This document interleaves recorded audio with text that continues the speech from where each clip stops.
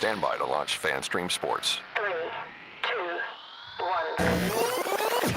Let's start. Hello, sports fans. Welcome to FanStream Sports. Nothing but pure sports. This is the JP Show. JP, it is so good to hear you back on the air. Stand by. Now, here's JP. All right, welcome into a Thursday edition of the JP Peterson Show. It's a historic edition of the JP Peterson Show. Why, you say? Well, history will be made. History will be made in Tampa Bay in about a year and 3 weeks or 4 weeks as we host an outdoor game on February 1st, 2026. How about that? We're going to have to order up some of the snow that's falling in Dallas today. Good morning to you, IndyCar Tim, and our Dallas affiliate, DSP Media. What's going on, brother?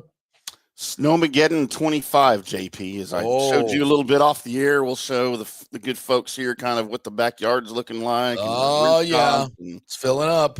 It's in the, like I told you, the storm's not even here yet. This is the pre-storm. We're supposed to get dumped about 4 to 8 inches tonight, later. So, and most of Dallas isn't like this. I live in the on the north side of the DFW Metroplex. Most of Dallas is just getting sleet, but we get the colder stuff up here. But you're in North Dallas. Cool. North Dallas. So I tweeted out, some pictures of it. And this all happened like in 30 minutes. When I woke up, there was nothing. I could hear the sleet falling. I went outside, let the dog out. And then within about 30 minutes, I looked back outside and it was just white. So it happened. Wow. We got 37 degrees this morning when I woke up. 37 degrees in Tampa Bay. How about that? Grief. Yeah, but it's bright blue skies. There's no humidity or anything, so there's no chance of snow. Right. But they could certainly order up this weather for February 1st, 2026, where the average temperature is 63 degrees. Now, they say 65 is, I think they've done a game in 65. So they got to have it in the 60s, but the humidity is, and the salinity of the air evidently is the hardest part because the salt in the air makes it a problem. But they figured all this stuff out. So they put like a dome, a small dome over the rink as they build it for 2 weeks to keep it climate controlled, and then I guess they take the top off it and hope the hell it doesn't rain. And there we go. So yeah, it's going to be absolutely amazing. I was at the 2022 one in Nashville with my daughter who was going to school at Belmont. And boy, we had, that was one of the funnest outdoor experiences I've had in just in terms of any sporting event we've ever been to. It was just such a different deal. I mean, it was frankly, it was hard to see the game. You find yourself watching the Jumbotron more than watching the game. We kind of had end zone seats. But you could, it was just cool. It was just a really, really interesting, and it was packed, 68,000 people at Titan Stadium, as it will be at Ray J. It's going to be packed. It'll be a tight sellout. Just incredible. It's going to be so fun. Congratulations to Rob Higgins, who's going to join us tomorrow on the show at 11 o'clock of the Tampa Sports Commission, not the authority, Tampa Sports Commission, and the TSA, Eric Hart and that whole group, and Bobby Sylvester, the whole board over there, obviously controls the stadium. They've done a great job and a great team effort once again to land one of these premier events that's going to really be one of the most memorable moments in sports history here. So congrats to him. We'll talk a lot more in detail about this tomorrow when Rob joins us. But 10 years in the making, they've been trying to get this deal done. 10 years in the making. And if I know one thing about Rob Higgins, he does not quit. I think they just finally gave us one. They're like, get this guy off my calendar, please. He's constantly bugging me. Get him out of here. Let's give him a game and be done with it. So, yeah, they've done a really, really good job. So congrats to that whole team. Yeah, and you guys are in for a treat because we had that here in 2020. We had the actual Winter Classic on January 1st at the Cotton Bowl. 86,000 people to watch the Stars defeat the Preds 4-2. And it was a cold day. You never know what you're getting on New Year's Day and Christmas here in North Texas. It could be 70 degrees. It could be 7 degrees. This was a cold day. It was the second most attended NHL Classic up to that point. I don't know where we're at now, but how big was the crowd? 86,000. 86,000. Whoa. Yeah. Yeah, that's a big room there, that Cotton Bowl. Yeah, one of the coldest days of my life was spent in a Cotton Bowl when FSU played there in the 91 Cotton Bowl. Oh my God. You can stay in him. Yeah. That was freezing. Yeah. Yeah, it was like, And it was kind of like that for the hockey game too, but it was great, man. If I remember this correctly, there was an open press box too.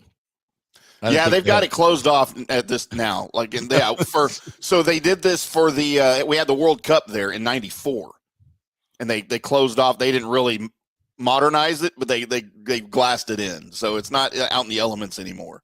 Yeah, but it's still cold. The thing was built in '36, so it's just. Yeah, well, when we were in Nashville, I think it was in the 20s. It was in the 20s. Mm-hmm. So, and I think it maybe even snowed a little bit. So we were all bundled up. In fact, I saw Bradley was sitting near me for that one. Saw him and Carrie at that game last year. His lovely wife and their kids, I think, were there as well. So it'll be a reunion for us as we and of course, and we'll be playing the Bruins, which is awesome. We play the Bruins tonight, which is a big game for the Lightning. We'll get into that a little bit. But yeah, we play the Bruins, which is always well attended. I'm sure we'll get, there'll be plenty of Boston fans that want to come down. It'll be a tight ticket, 65,000. It's interesting. Scott Reynolds mentioned this the other day. It's like, even with all this winning, the Bucs haven't really, they may not have sold out a game this year, or at least their average attendance, I think, is 63,000, and which is 29th in the league. We have one of the smaller stadiums, but still, all this winning hasn't translated into tight sellouts. So if the Lightning come in here, and I know it's a one-off and it's a totally different deal, but and sell it out, that'll be interesting. But another treat you guys should get, and y'all have played in one of these before, right? As a visitor, yeah, we played in Nashville in 2022. So you get, the teams usually will do like alternate jerseys, specific and special for that game, and so get ready for another Bolts, and I'm sure they'll do it right, like they do everything else. Get ready for a new jersey. Yeah. So that'll be fun. The whole thing is a spectacle. It's a spectacle. It's like obviously we have the Stanley Cup Finals, but that's a series. Yeah. This is kind of hockey Super Bowl. They have the Winter Classic and then the Navy Federal Stadium Series. So this is the one. Not that they're not very different. They're both outside games. It's the same thing. The Winter Classic was the original, but whatever. It's the same thing. So it's gonna be a spectacle. It's gonna be super fun. I don't know when tickets go on sale. We'll get all that information, but I'm sure obviously Lightning season ticket holders will have priority, and then we'll go from there. So big news and another big event coming to Tampa Bay. I mean, we are just loaded with big events because we do a great job hosting. I mean, this city is fantastic in so many ways, but now with the downtown Water Street, that's a whole nother entertainment venue, more hotels, which were badly needed in Tampa Bay. We needed more upscale hotels to host big events. So we've kind of checked, we need more, but we kind of checked that off. Obviously the water, the beach is available not far away. The Riverwalk has turned into a spectacular place to host different, accoutrement events that come with the Super Bowls and national championship games. So Tampa Bay is a destination place for all sports, and we got to keep that going. And this will be part of the new stadiums. Whatever happens with the Bucs, that's probably going to be more of a refab. We've talked about this. You could even at Raymond James there's plenty of room for a baseball stadium. You could do a dual stadium, entertainment district, battery type thing right there in the middle between the two stadiums, and just have an unrivaled stadium complex in terms of hosting big events. I mean, you would have two basic stadiums side by side to like imagine hosting a Super Bowl. And of course, you put my sliding roof on it to enclose both of them, which I absolutely love. No, this is not the drone tarp. This is just a brilliant idea in and of itself. But you could do that, and then you would have the biggest entertainment stadium complex maybe in the world. If you had those stadiums side by side, you could seat 150,000 people if you had to at a certain event, all connected, all in one area, and you have the room to do that. And that would be, I think, and imagine the different events you would host here again in terms of Super Bowls, national championship games. You have the weather, you have the city, you have the infrastructure, you have the beaches, you have everything. I mean, it's just everything. And it's Florida. It's not California. Right. So, by the way, not on fire. Shout out to all our friends in California, in LA that are going through these wildfires, man, these are some of the videos that are coming out and the heartbreaking stories. Over 2,000 homes have been burned now. 2,000 homes and some very expensive and more coming. homes. Yeah, more are coming. And it's also turned into a political firestorm now because of the lack of preparation in LA County, the cutting of budgets. I mean, can you imagine cutting a fire department budget in LA County by $17 million? I mean, is that in order to do? I mean, we're not going to get into. I mean, I feel politics. So sorry. I feel so sorry for those people. I do too. I mean, but I also say you voted for this. Not all of them voted for that, though. That's the problem. Yeah, and that sucks. Yeah. And that sucks. But this is why these jobs, you want to. I think I saw. I'm not going to get into it. It's heartbreaking. It's absolutely heartbreaking that people have to go through this, and the government that especially in California, you pay taxes out the ass, and you can't get water to come out of a fire hydrant because you're protecting a fish. I mean, you want to talk about gross mismanagement of. And by the way, I'm not getting this from Donald Trump. My father designed the reservoirs. Okay, his company and he designed the reservoirs, and there were also 4 more reservoirs that were supposed to be built 10 years ago and have not been built, but the billions of dollars, who knows where that went? Because it was budgeted for those new reservoirs. Yes. So I know of what I speak, and this has been a long time in the coming. And people like my dad have been warning for years and years and years and years of this particular thing happen. You have to have the reservoirs, the water systems, all these, not only just for putting out fires, but for preventing fires, and also helping out the agriculture, which is a huge part of California's economy. So grossly mismanaged this state has been for so long. And this is what happens when, you want to get serious about providing life-saving infrastructure. That's your freaking job. All this other stupid shit you do, this is your job. And then when this stuff happens and you're not prepared, you bet you got to face the consequences. And thank God our leaders here in the state of Florida are so much more responsible. And we got a great group. There's no doubt about it. This crap, and you look at what happened, the response to the hurricanes was not perfect, but tremendous. And they were on site and doing what they're supposed to do. So I feel sorry for the people. I really, really do. It's heartbreaking to watch. And I've spent a lot of time in those areas as well. And my brother and my dad, a lot of my family live out in California, and I've been to those places. I know exactly where those places are that are on fire, and they're hard to access, and they're beautiful. They're absolutely gorgeous places, but not anymore. All right. So let's get into the Bucs a little bit as they met the media yesterday. The injuries obviously are the most important things. We kind of hit on this yesterday. Antoine Winfield Jr. looks like he's trending to play this week. Again, how good can he play? He has not played a lot. Obviously, his timing is not going to be there, but his presence, his instincts, his ball hawking ability is going to have to be a part of this game.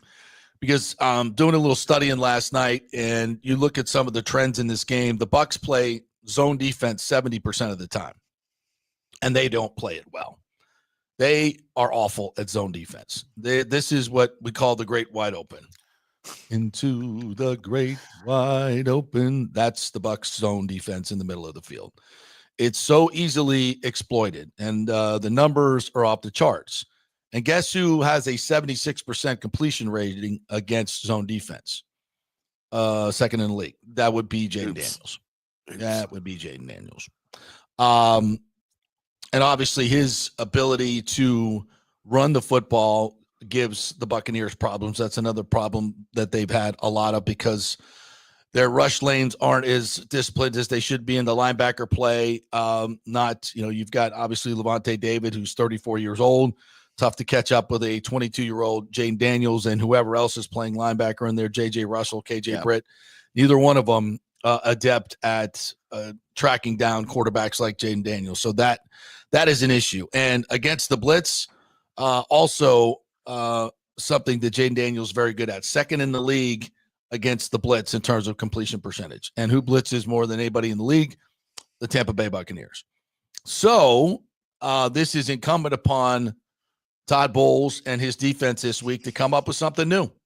If you play zone defense 70% of the time against Jaden Daniels, you will get crushed. You will get long drives. You'll get what you saw in the first half with Spencer Rattler. Okay, Spencer Rattler, Jaden Daniels, not equal. Spencer, Jaden Daniels, that the greater than sign. Jaden Daniels greater than Spencer Rattler and Dante Pettis. Okay, Terry McLaurin, Jaden Daniels. It's a whole other deal, boss. Whole nother deal. This is an actual explosive offense that can throw and catch with precision. And if you go out there and throw that soft-ass zone defense at them, you're in big trouble. You're in big trouble. And when the Bucs play man and send 6, 5, and 6, they tend to have a lot more success. But it also leaves your back end open. And as you know, you never want your back end open. No. And that terrifies Todd Bowles, terrifies him. And I get it. You don't want to give up cheapies. But maybe in this particular game, you're going to have to roll the dice a little bit to try and affect Jaden Daniels on a consistent basis. Because if you just let him sit back there with no pressure and you rush 4 and play zone defense, you're going to get your ass kicked. Now, it may be 10, 12 play drives, but it's going to happen, which keeps your offense off the field. That's what you saw in the first half against the Saints, but this is a much better Commanders team. They're not going to be wilt in the second half like the Saints did. That's the difference. So what's Todd Bowles going to do? I think it's going to be very interesting to see what he does. Now, Jamel Dean looks like he's trending towards playing. I'm going to double check the old injury report, which is about 18 people long again. But we're back up there. Yeah, Jamel Dean has a knee, but limited. But the word is that he's trending towards playing. Mike Edwards has a quadriceps. He was limited yesterday. He had cramps, but he played most of the game on Sunday, so he should be ready to go. Nobody else really. Cade Otton, we still don't know about him, but trending towards playing. Sterling Shepard probably going to play. Tyke Smith had a personal reason for missing practice. I haven't heard what that is, but we definitely need Tyke Smith this week.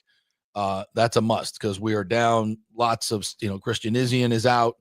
Obviously, Whitehead is out. So we got some issues at safety. Got to have Tyke Smith. I'm not sure what he's dealing with. I have not heard. As far as the Commanders go, Tyler Biadasz, the center, has been dealing with an ankle. He was limited. I think he's going to play. But again, if you're a center, any offensive lineman with an ankle injury can definitely affect your play.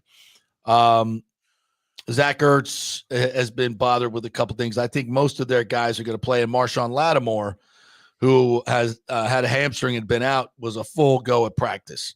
So the Mike Evans versus Marshawn Lattimore is a go. Right. And that's Marshawn Lattimore, especially early on in the Evans versus Lattimore duel. Lattimore kind of got the best of him, but Mike Evans has, I think, they learned a little bit more, and I think also Liam Cohen is a better offensive coordinator than Mike has had in the past. They line him a lot up in the slot and move him around more to get him away from Lattimore. So I think that's going to help tremendously. It won't be a truly one-on-one situation. In past offenses, they would just leave Mike out there one-on-one. That was that. But Liam's a little smarter, and he moves him around and will get him some more free releases and obviously allow Mike to do his thing. So I'm not as worried about that particular matchup, but there's no question about it. This Bucs offense is going to have to execute at a high level. They're going to have to reduce the penalties. My God, 12 penalties last week, and I think 9 of them were on the offensive side. I mean, Lord, you cannot have pre-snap penalties. You cannot have, I think they had 4 holding calls last week. And from what I saw on the replays, they were all pretty good calls. So offensive, you got to be more disciplined. A holding call it's a drive killer. I think 80% of the time you get a holding call, it kills the drive. So you cannot give away possessions in games like this. It's the playoffs. You got to be clean. Limit the turnovers, no penalties. You got to be focused and play very clean. No pre-snap penalties. You're playing at home. You shouldn't have any issues with pre-snap penalties. So, and we had 2, I believe, on wide receivers last week. Come on, guys. Yeah. That is not acceptable. And there's just little things like that will kill you in playoff games where the margin of error is very, very little. This Commanders team is Dan Quinn's got them going. They play with energy. They play a really, really, I think, high energy brand of football. They got a lot of younger players, but talented. And Jane Daniels is the epitome of that. He's absolutely the epitome of that. So breaking this game down, I think there's a lot of the matchups that don't favor the Buccaneers. But that said, to me, this really comes down to, I think, to the Buccaneers defense. How many points are you going to give up? If you just keep it under 24, I think the Bucs can win this game. I think the Bucs will win this game. I think the Bucs will score more than 24 points offensively, and unless something drastic happens, they should be in the 28 to 35 range. Right. So just, if you can hold Jane Daniels down, if you can hold that team down to 24 points, I think that's a winner this week. What do you think? Yeah. And the key, I think we talked about this earlier, is I think the Bucs are going to kind of have to play a ball control offense. They're going to have to run the ball a lot. They're going to have to utilize Bucky Irving. In week 1, he averaged 6.9 yards a carry. He only had 9 carries. He averaged 6.9 yards a carry in his first ever NFL game. Now, these two teams are entirely different than they were 4 months ago. We know that. But also, to me, I'm looking at Dan Quinn's postseason history recently. As defensive coordinator of the Cowboys last year in the wild card round, when the Cowboys allowed 48 points to the 7-seed Green Bay Packers. Yes.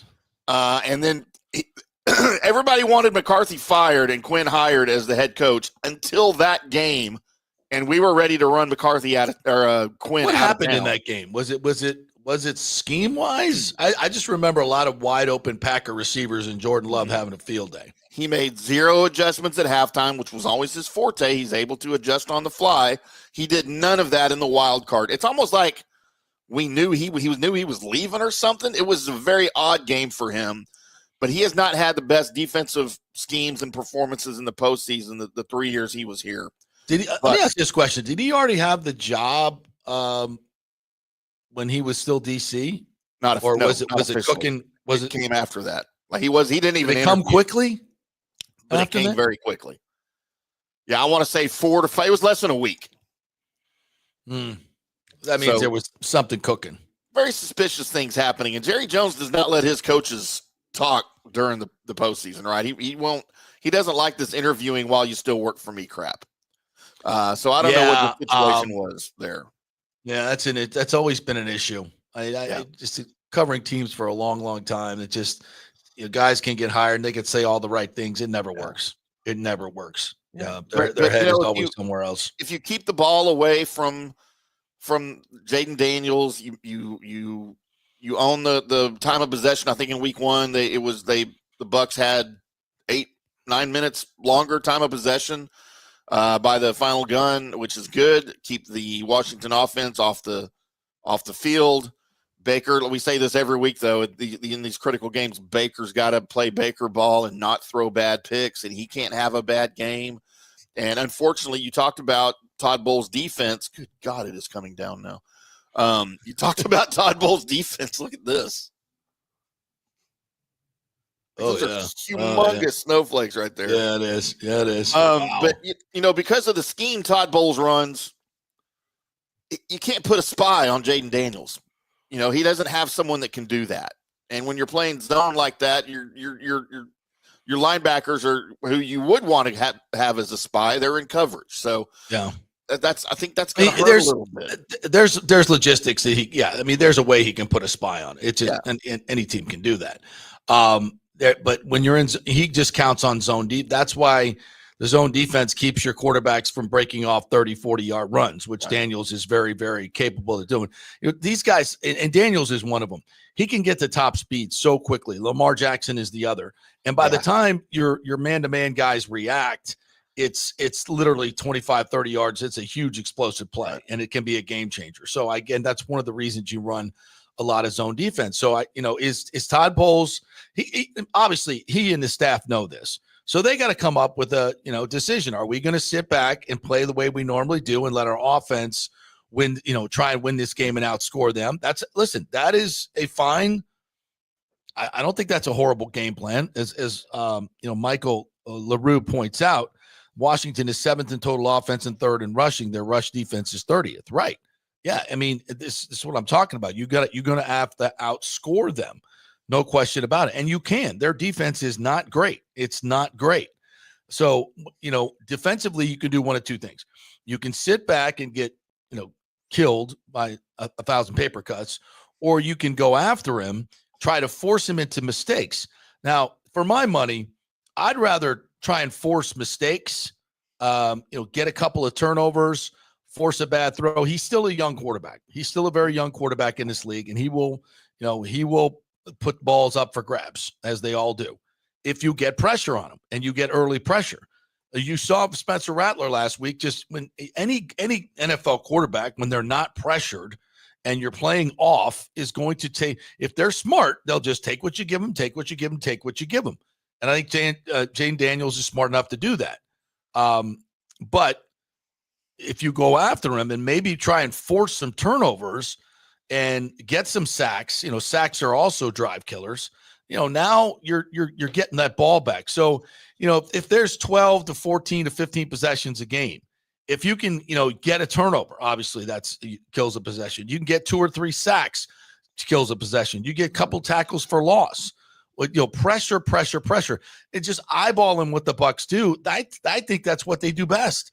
When they send 6, Levante is a great blitzer. He's really, really good at it. Tyke Smith. They've got some guy, and Antoine Winfield Jr. is really good at it. And I would expect him to be a big part of that blitz package this week. It's something he does really, really well. And part of that is it is a talent. It's timing your blitz. It's being fast to the point, instinctual to find the lane to the quarterback and then finish when you get there. All these things are special talents that Antoine Winfield Jr. possesses. So you want to get him involved in these pressure packages, and he can also act as kind of a spy as well on Jane Daniels. Like you're going to come off the edge, but you also are going to be that guy that is going to be responsible to make sure he doesn't get out. So let him do that. That's a great spot for him. So to me, so much of this is on Todd Bowles and the scheme that he comes up with, and get his defense to execute it. What's it going to be? Is it going to be sit back and try and let our offense win it, or are we going to go after them? I don't know. I think that's a huge part of the strategy in the chess match of this game.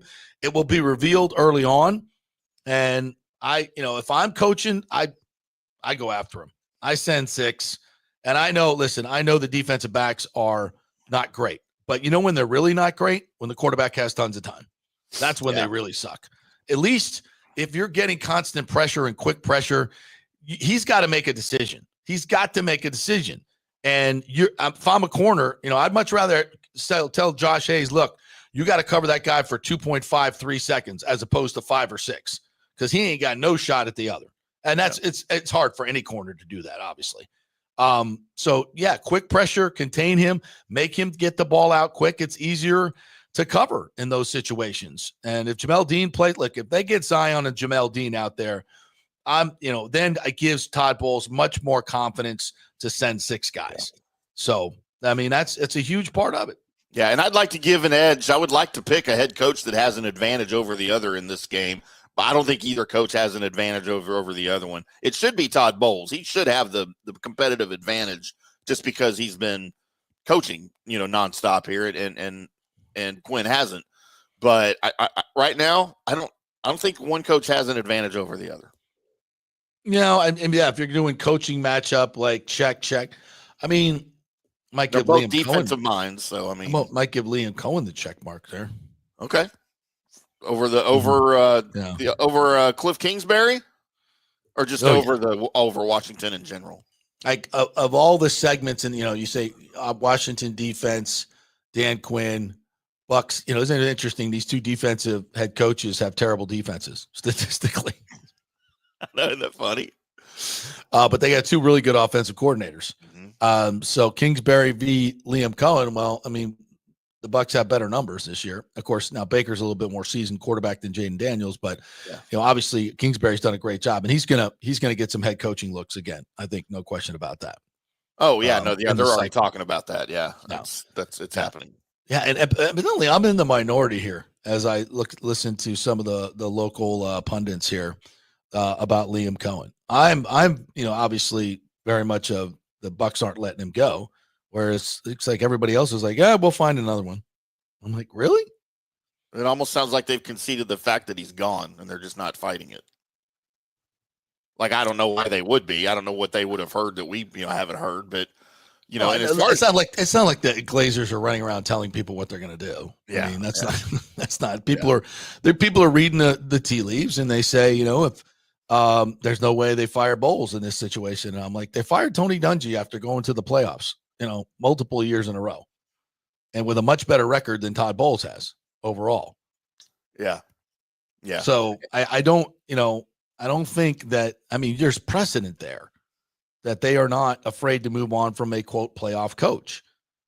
So when they fired Dungy, Tony was much more beloved than say Todd is necessarily, just in terms of or a bigger, I don't know that I know that sounds disrespectful. I apologize for that part of it, but I think Tony was much more popular than maybe Todd is. I don't know.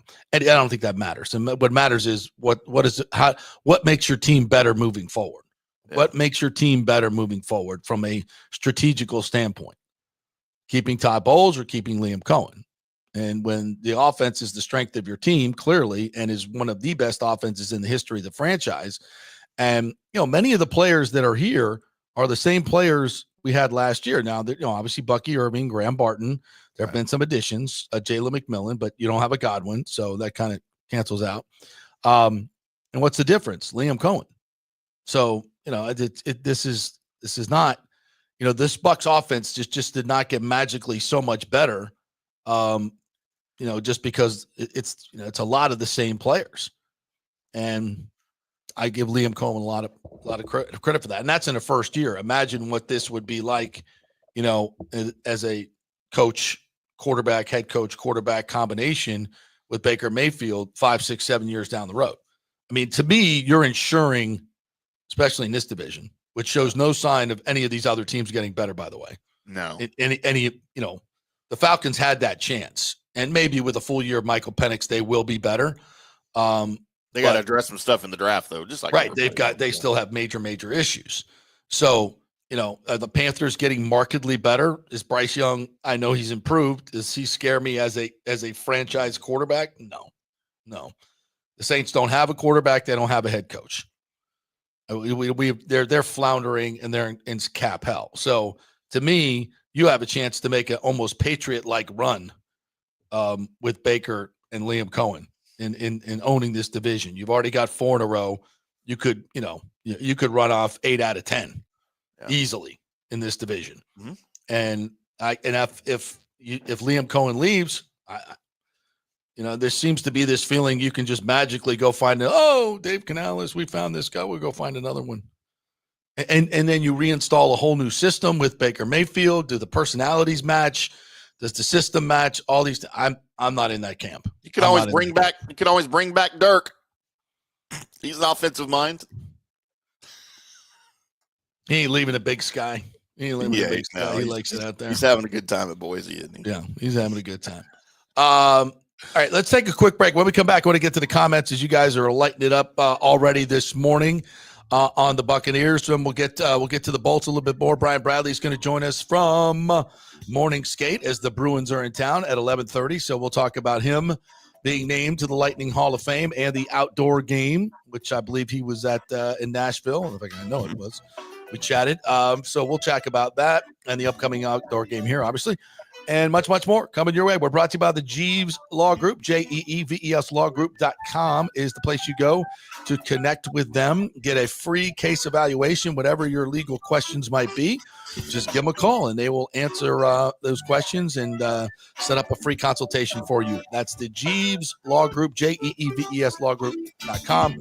They are local, they are trusted, and they get big time results. Back in 3. Stay with us. Ciao, Paolo Tini here, owner of Caffè Paradiso, voted number 3 People's Choice Award on Open Table. I want to thank all our loyal family of customers that have been enjoying our great traditional Italian dishes we make from scratch every day. It's a great family story we're proud of. Our family moved from Rimini, Italy in 1984. My dad, Caesar, started Donatello, and that's where I got the start in the restaurant business. I started Caffè Paradiso on South McDill in 1995, and we've been there ever since. From our traditional ossobuco, a veal slow roast for 4 hours, to our daily fresh catch, the Gruppo Paradiso, with a piccata sauce and lobster claw meat, homemade pasta like lasagna, farfalle salchicha, which is a bow tie pasta homemade with fresh sausage. Hold on a minute, JP's favorite. I love it. So come and have a glass of wine with me on South McDill. Get a reservation on Open Table and see all our 5-star reviews. Ciao, see you soon at Paradiso.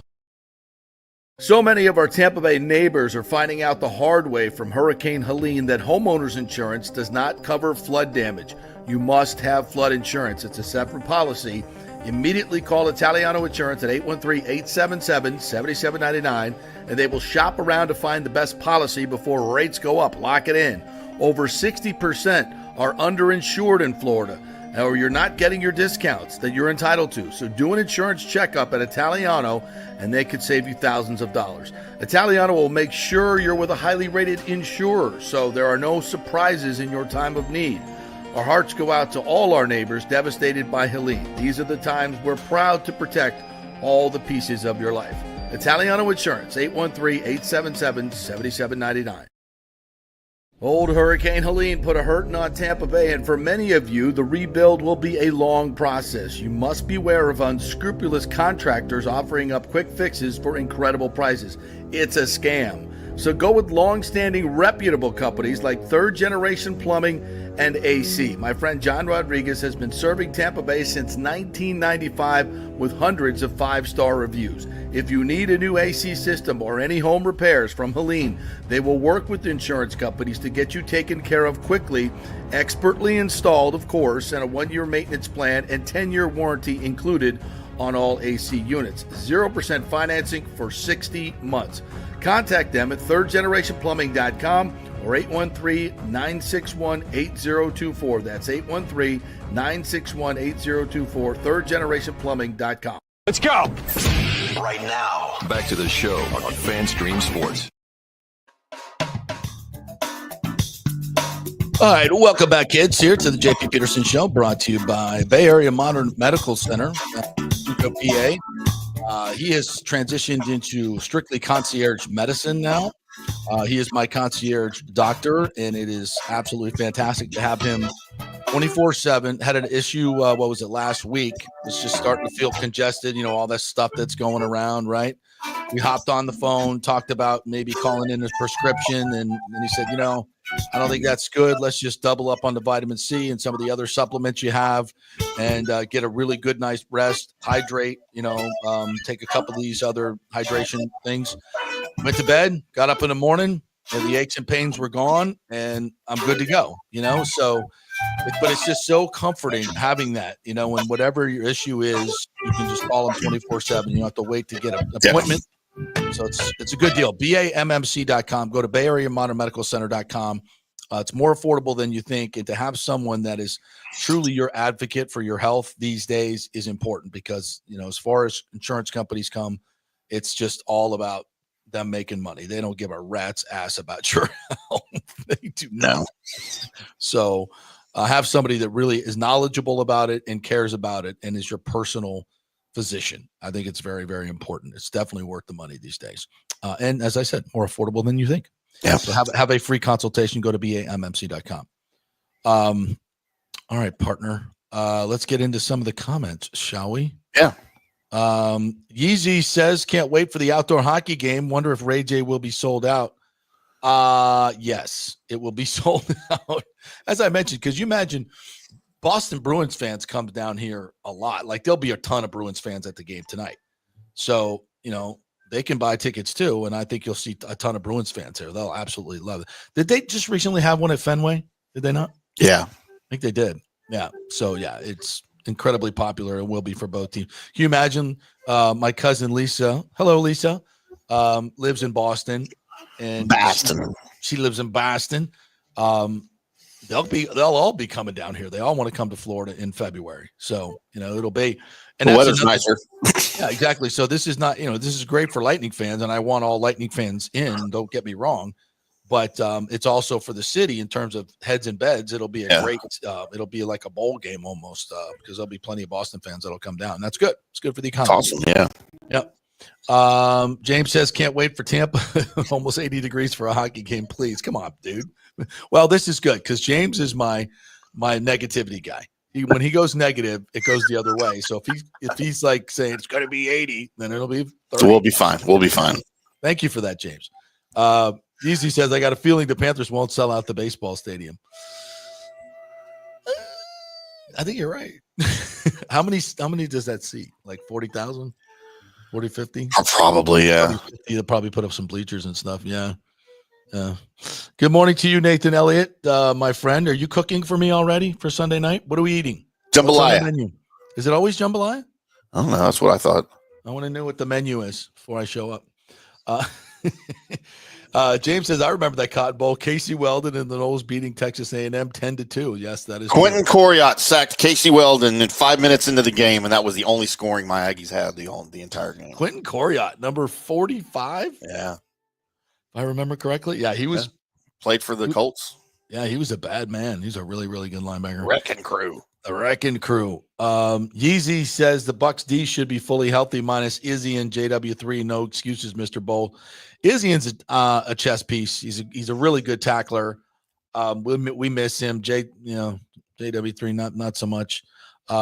Yeah, there are no excuses at this point. Absolutely. And again, I don't expect the Bucs defense to go throw a shutout. That's not what we're looking for here. You hold them to 24 points, you should win this game. Complimentary football. JP love the dual stadium idea. Let's get rid of Stu so it can happen. Oh my God. Yeah, please. Don't get me started on that. We talked a little bit about that earlier in the week, the letter, and I may have been mistaken, so I'll correct myself. Evidently, they sent the letter before the Bucs won on Sunday. It was just discovered by the media afterwards because I was like bitching about, of course, you put it out on Victory Monday, right? Try to upstage the Bucs, but evidently they sent it earlier. Doesn't change the tenor of the language. It doesn't change the fact that they completely changed course once again. Yeah. And can you imagine being the city of St. Pete right now? They have this onerous contract. Well, and it's your own fault. You're the one who approved the contract. A horrible deal for the city on so many levels. But you trusted the guy. You trusted this guy's partner, and we told you it's not going to end well, and it hasn't. And it's because I'm no genius. I just look at history, and I learn from it. And this is the way he's dealt with everybody. And now you're in a pickle. Now he's going to make you fix the trop. It's probably going to cost you 60, 70, $80 million. You may get FEMA money. You may not. Who knows? Yeah. So it's a mess. It's a mess. Todd Bowles doesn't excite people to buy tickets, says Michael LaRue. Do head coaches should? Yeah. Do head coaches do that? I think some do. Yeah. I think Belichick sold tickets. I think by winning. Yeah. It's not like Belichick's personality did. I think if you win, I'm trying to think of a head coach where everybody's like, yeah. What happens is you have a head coach can create a culture, an aura, I think, Andy Reid creates a culture and an aura, of winning and explosive football and offense and, that type thing. So maybe a little bit. I don't think people don't buy tickets because of Todd Bowles. I don't think that's a thing. I don't either. No. But I don't think he causes people to buy more tickets, though. I don't think people don't go to the game because Todd Bowles is the coach. I just think him being the coach isn't going to make, because there is a lot of negativity on Bowles. Oh, there is for sure. There is. Maybe, not commensurate, but no. James says Trump said the obvious, that Newsom policy of no forest management and protecting a smelt, which means no water. What's wrong with that? Newsom criticized Trump for being political. Yeah, stunning. I mean, this is really. I mean, you can get mad at Trump again, but he's right. And he's talked about this for a long time. This is not Johnny come lately about this. And it's not just him. It's a lot of people in California. Danny Mercado says, how about Otten and Dean also progressing in the right way? We're about as healthy as we can be, been in a month. So excuses with injuries in the biggest game of the season, no excuses. Yeah, I agree. I mean, your team is ready to play. I don't know how effective Otten can be, but Payne Durham and Devin Culp have been really, really good. So there are no excuses at this point. You go get it done or you don't get it done. But listen, you got a home game against the 7th seed, a rookie quarterback, against the defense that's not exemplary in the Commanders. Yes, they're good offensively. You got to win this game. You don't win this game. This is a failure. This is a failure of leadership. This is a failure of players. You are in a great position to win this game. And that doesn't mean anything. You're not guaranteed anything. It's an NFL football game, but I'd much rather be at home as the 3 seed taking on a 7 seed than opposite, having to go on the road and barely getting into the playoff. No, the Bucs should win this game. I think they're the better team. They're the better team, I think. I mean, not by a bunch, but I think they're the better team. Yeah. And they have playoff experience. I mean, when's the last time the Commanders were in the playoffs? When we beat them back in the Super Bowl year, when they had Taylor Heineke, I believe. Right? Yeah. 2020, right? Mm-hmm. Mm-hmm. Last time they had a winning record was 2015. Yeah. Easy says Mike was cooking Marshawn last year in NOLA before he got hurt. I do remember that. Yeah, Mike's had a better go at it recently.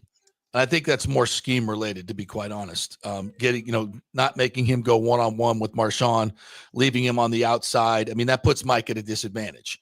Now you're moving him around, moving him slack, give him the whole field to work with. Yeah, it's much easier. And he could take advantage of his speed and his size and positioning and all that. So, yeah, Liam scheming him open will give him an advantage against Marshawn, no question. Sterling Shepard is good for 1 false start per game. You're absolutely right, and it's just maddening. Like, come on. And he had a huge drop last week, too. He had a couple of big plays, but big drop. I think he had 2 penalties, if I'm not mistaken. At least 1, maybe 2. Bust up Daniels like Randall Cunningham out of the pocket. Yeah, I'd like to see, I want to see anybody get hurt long term, but, get some shots on him. I tell you what, for his stature, as slim as he is, he takes a beating. He runs and he runs hard. It's a little surprising, to be honest with you. With Bowles, Danny, I think you spelled that wrong on purpose. Saying the team making that many adjustments at halftime and with the team's score such a disadvantage, how can we explain the difference? Don't get it. This first half versus second half has been interesting. And in last game, a lot of that was the fact that they didn't have the ball. The Saints didn't have the ball much, but the defense was definitely better. The adjustments were there. No question about it. James says also to keep Daniels off the field, Liam should bring back short passing game to Rashad and Bucky and also wide receiver screens. Those plays non-existent recent games. This is an interesting part, James, about really good offensive coordinators. Really good offensive coordinators evolve during the season. Because they're self-scouting. It's the chess match, right? It's the self-scouting game. We've been doing a lot of wide receivers and running back screen. I'm going to start coming with some other stuff off that, which show wide receiver screen, get some plays in behind them to the tight end. So they've been working off that. Like you see this coming, we're going to fake that and do something different. So now you've kind of established those things. So now a good time to go back to those high percentage plays, right? So you might see some really good wide receiver screens and some nice running back screens, kind of bring those back, evolving from week to week. Don't just try to do the same things. You got lots of different plays. I get it, but everybody has a staple of plays. So, but he's evolved as the season goes on. And this is a nuance for the really good offensive coordinators. They have different packages, and they can do so much. That's what's great about having a balanced offense. You have so many things and weapons at your disposal. So now maybe we feature the run game a little bit more, the power run game a little bit more this week against a very soft Washington defense. Play action. So, yeah, and this is what the great coordinators do, and that's how you consistently score every week. Because even if you're you keep doing the same things, even bad defenses are going to be able to stop you because you're predictable. You're predictable. You got to be unpredictable. And I think Liam's done a great job at that, not just only within games, but within sections of the season. And trust me, he's got a playoff section that he's now been laying off some plays, and now they're going to come back to him in this game. So I think it's very astute, and this is what the good ones do. This is where the chess match gets so fun in football, and it's going to be fun to see what Liam does this week. Now, sometimes you outsmart yourself because you go away from things that are working, and that's a risk. But, if you're confident in your execution, then you should be able to get it done. Michael LaRue, good morning to you, says Washington is 7th in total offense, 3rd in rushing. Yeah, we showed that before. It's an obvious tactic, right? Mm-hmm. They don't stop the run. Don't be, sometimes you can outsmart yourself, right? Drew Jetson says we should see a lot of Tucker also, less passing attempts than run attempts. Exactly to my point. Nice week to start featuring a little bit of Sean Tucker. You get a little bit of Bucky, and Bucky's he's an explosive guy. Sean is a quick to the hole guy. He just bursts through the hole and goes. One cut guy where Bucky can, be a little bit more patient and then explodes. Rashad's just kind of a give him a hole and he'll run through a tackle or two. But that's a great thing. Let's see a little bit more Tucker this week. That's unexpected. Yeezy says if Jane D'Angelo's going to run all night, defense better hit the crap out of him. Stop being so soft. Agreed. He's a running quarterback, and he doesn't slide a lot, I've noticed. Yeah. So if he's back, knock the shit out of him. Absolutely.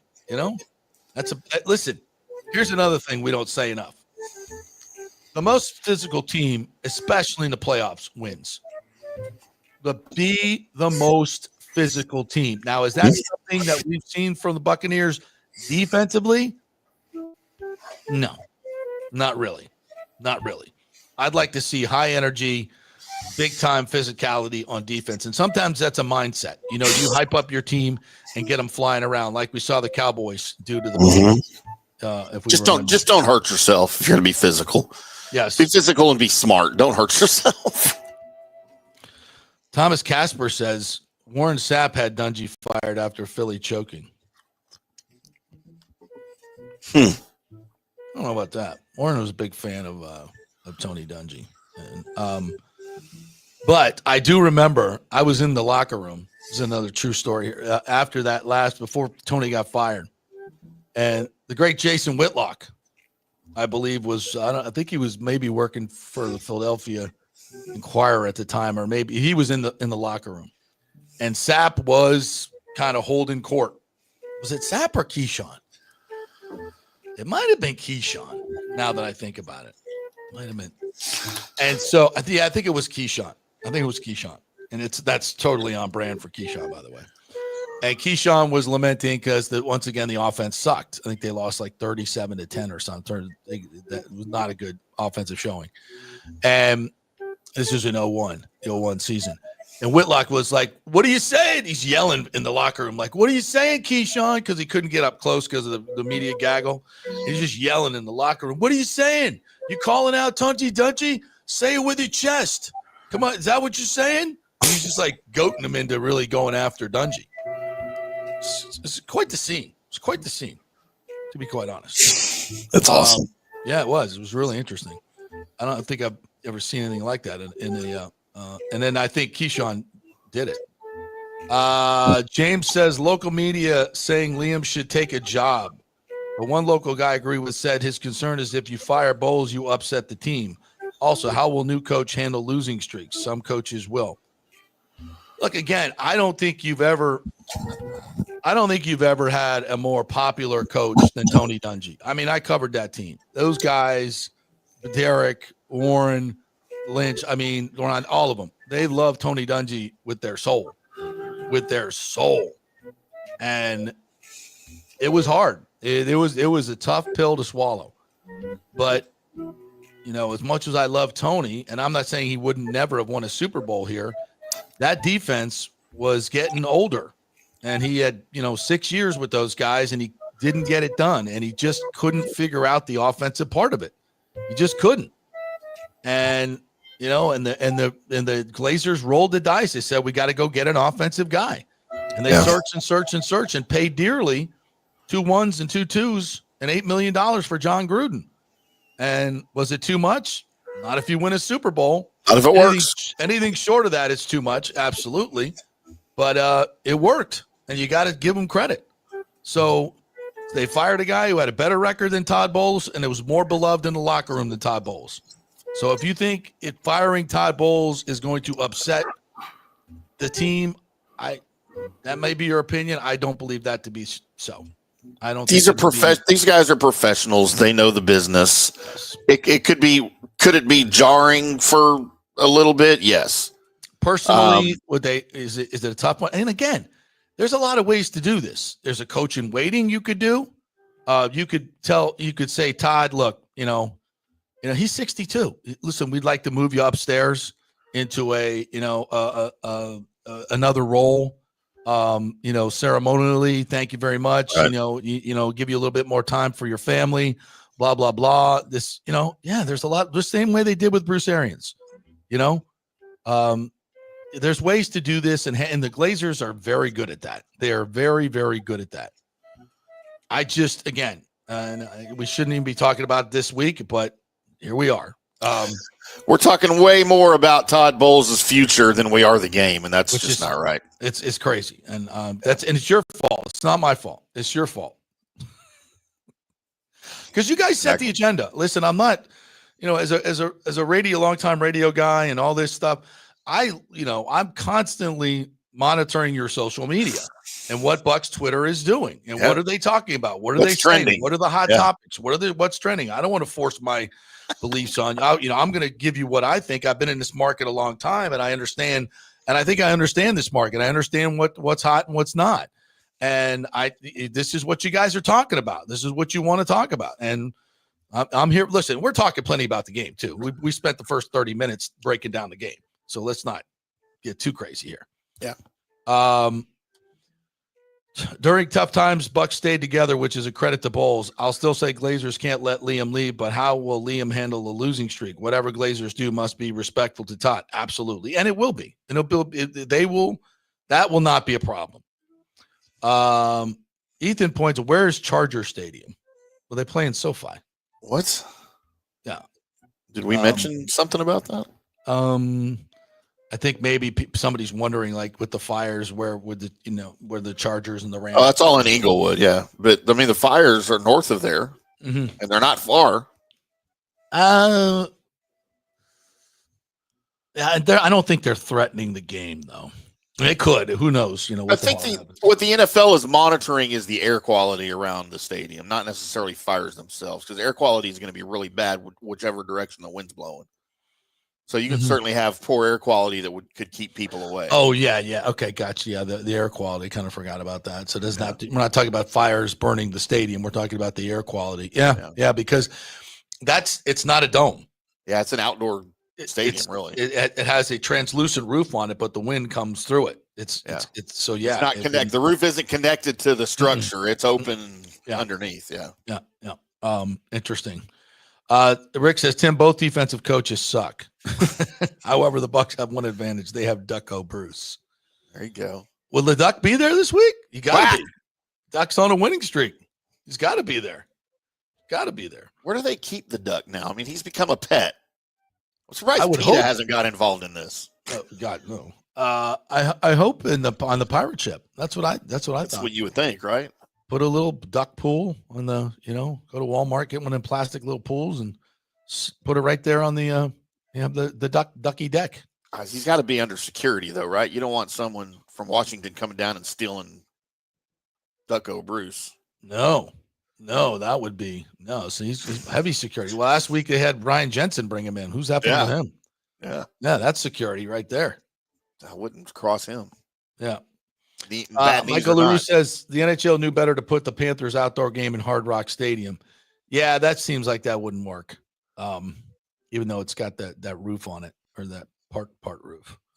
Nathan says Bucs will need 31 points to win. Going to be hard to slow Daniels down. Yeah, I'm saying 31-27. That's my prediction. 31-27 Bucs. Nathan Elliott, there are a lot of bandwagon fans who do not buy tickets because they do not want to commit the money. The team plays badly, then they lose nothing. Bowls in the stadium are scapegoats to use. Yeah, listen, this Bucs team should be selling out every game. They should be selling out every game. They should have all tickets sold. Their price point's not terrible, from a league perspective. And I mean, how the success has been off the charts. So, from Brady to Baker, you've had no slowdown. So yeah, it shouldn't be, and there shouldn't be, hopefully there's not a bunch of Commanders fans. The Redskin fans back in the day traveled. Did they not, Timmy? Yeah.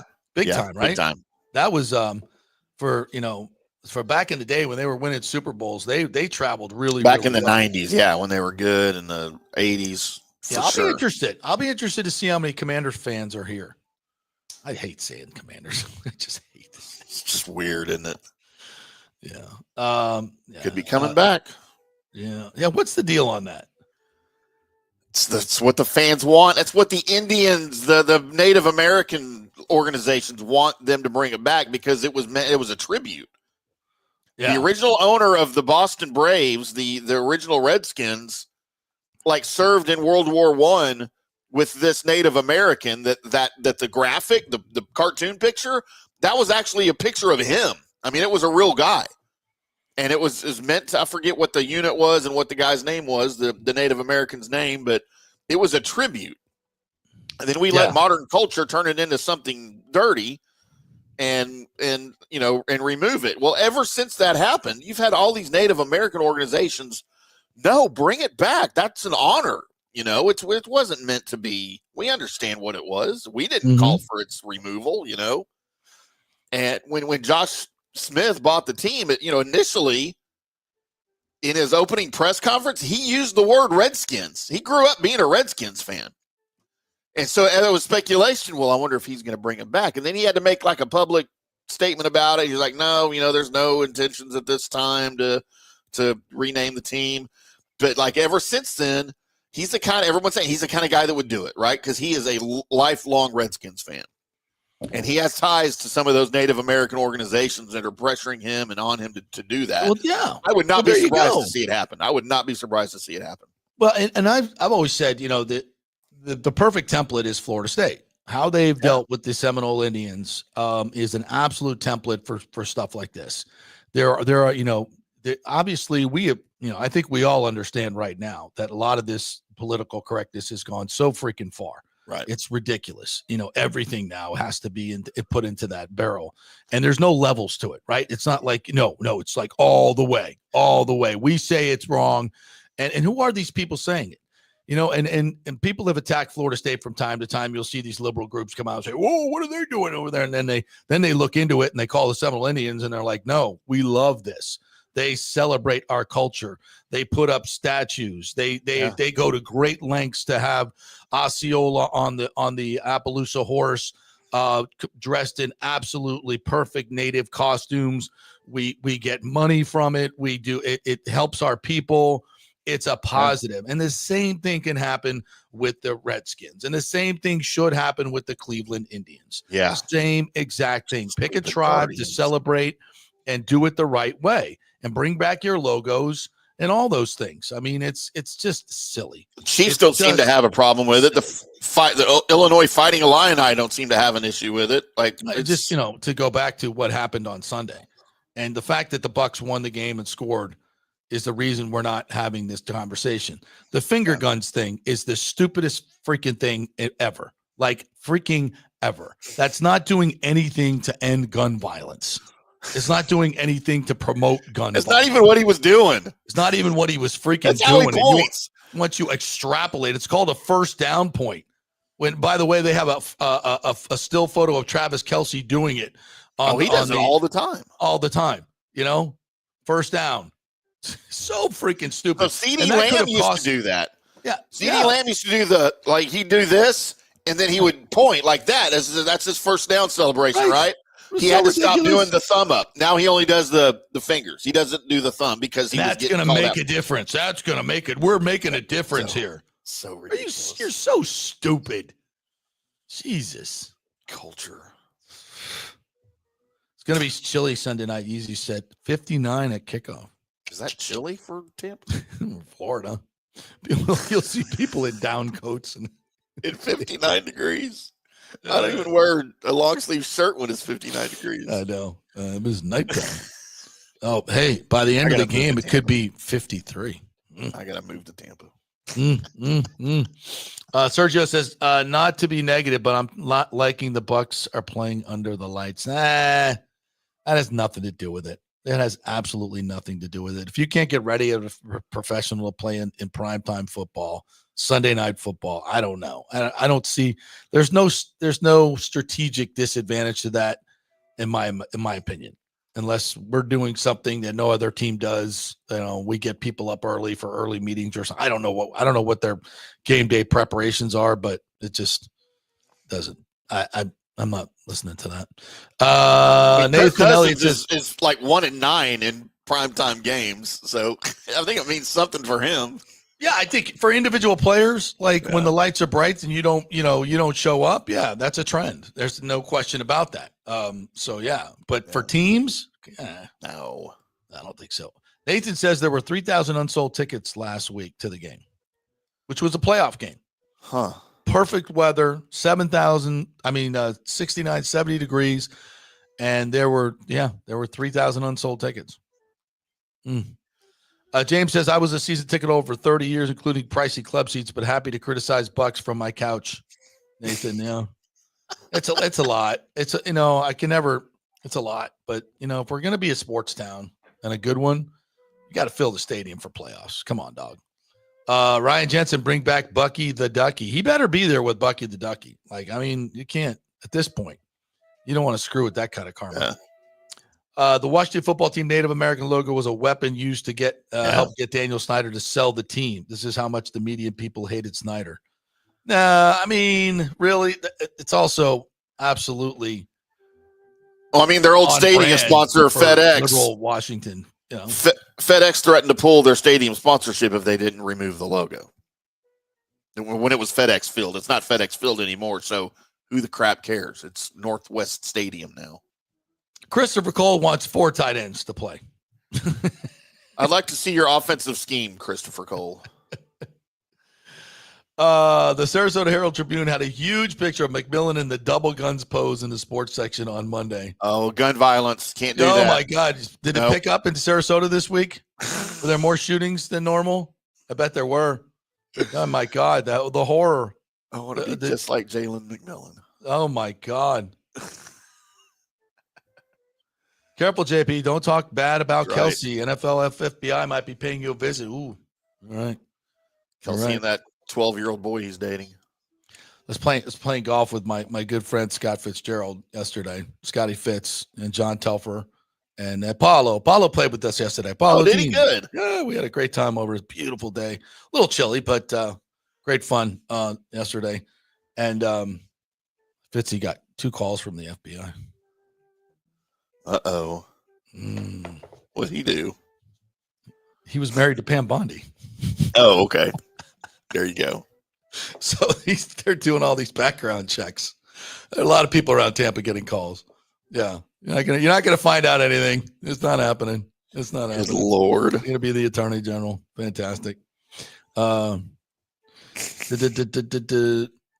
Rick says there are still people not living in their houses because of a hurricane. Some of us don't have disposable income. Oh, that's true too. That is very, very true. I talked with a friend of mine that owns Salvo's Pizza over in Johns Pass, and they've been closed since the hurricane, and the house gone too. So yeah, it just leaves the news cycle, and we don't think about it, but people are still just absolutely crushed by these hurricanes. Crushed. Yeah. And we're using some FEMA money to fix the trap. And people still don't have power in some parts of America. Mm-hmm.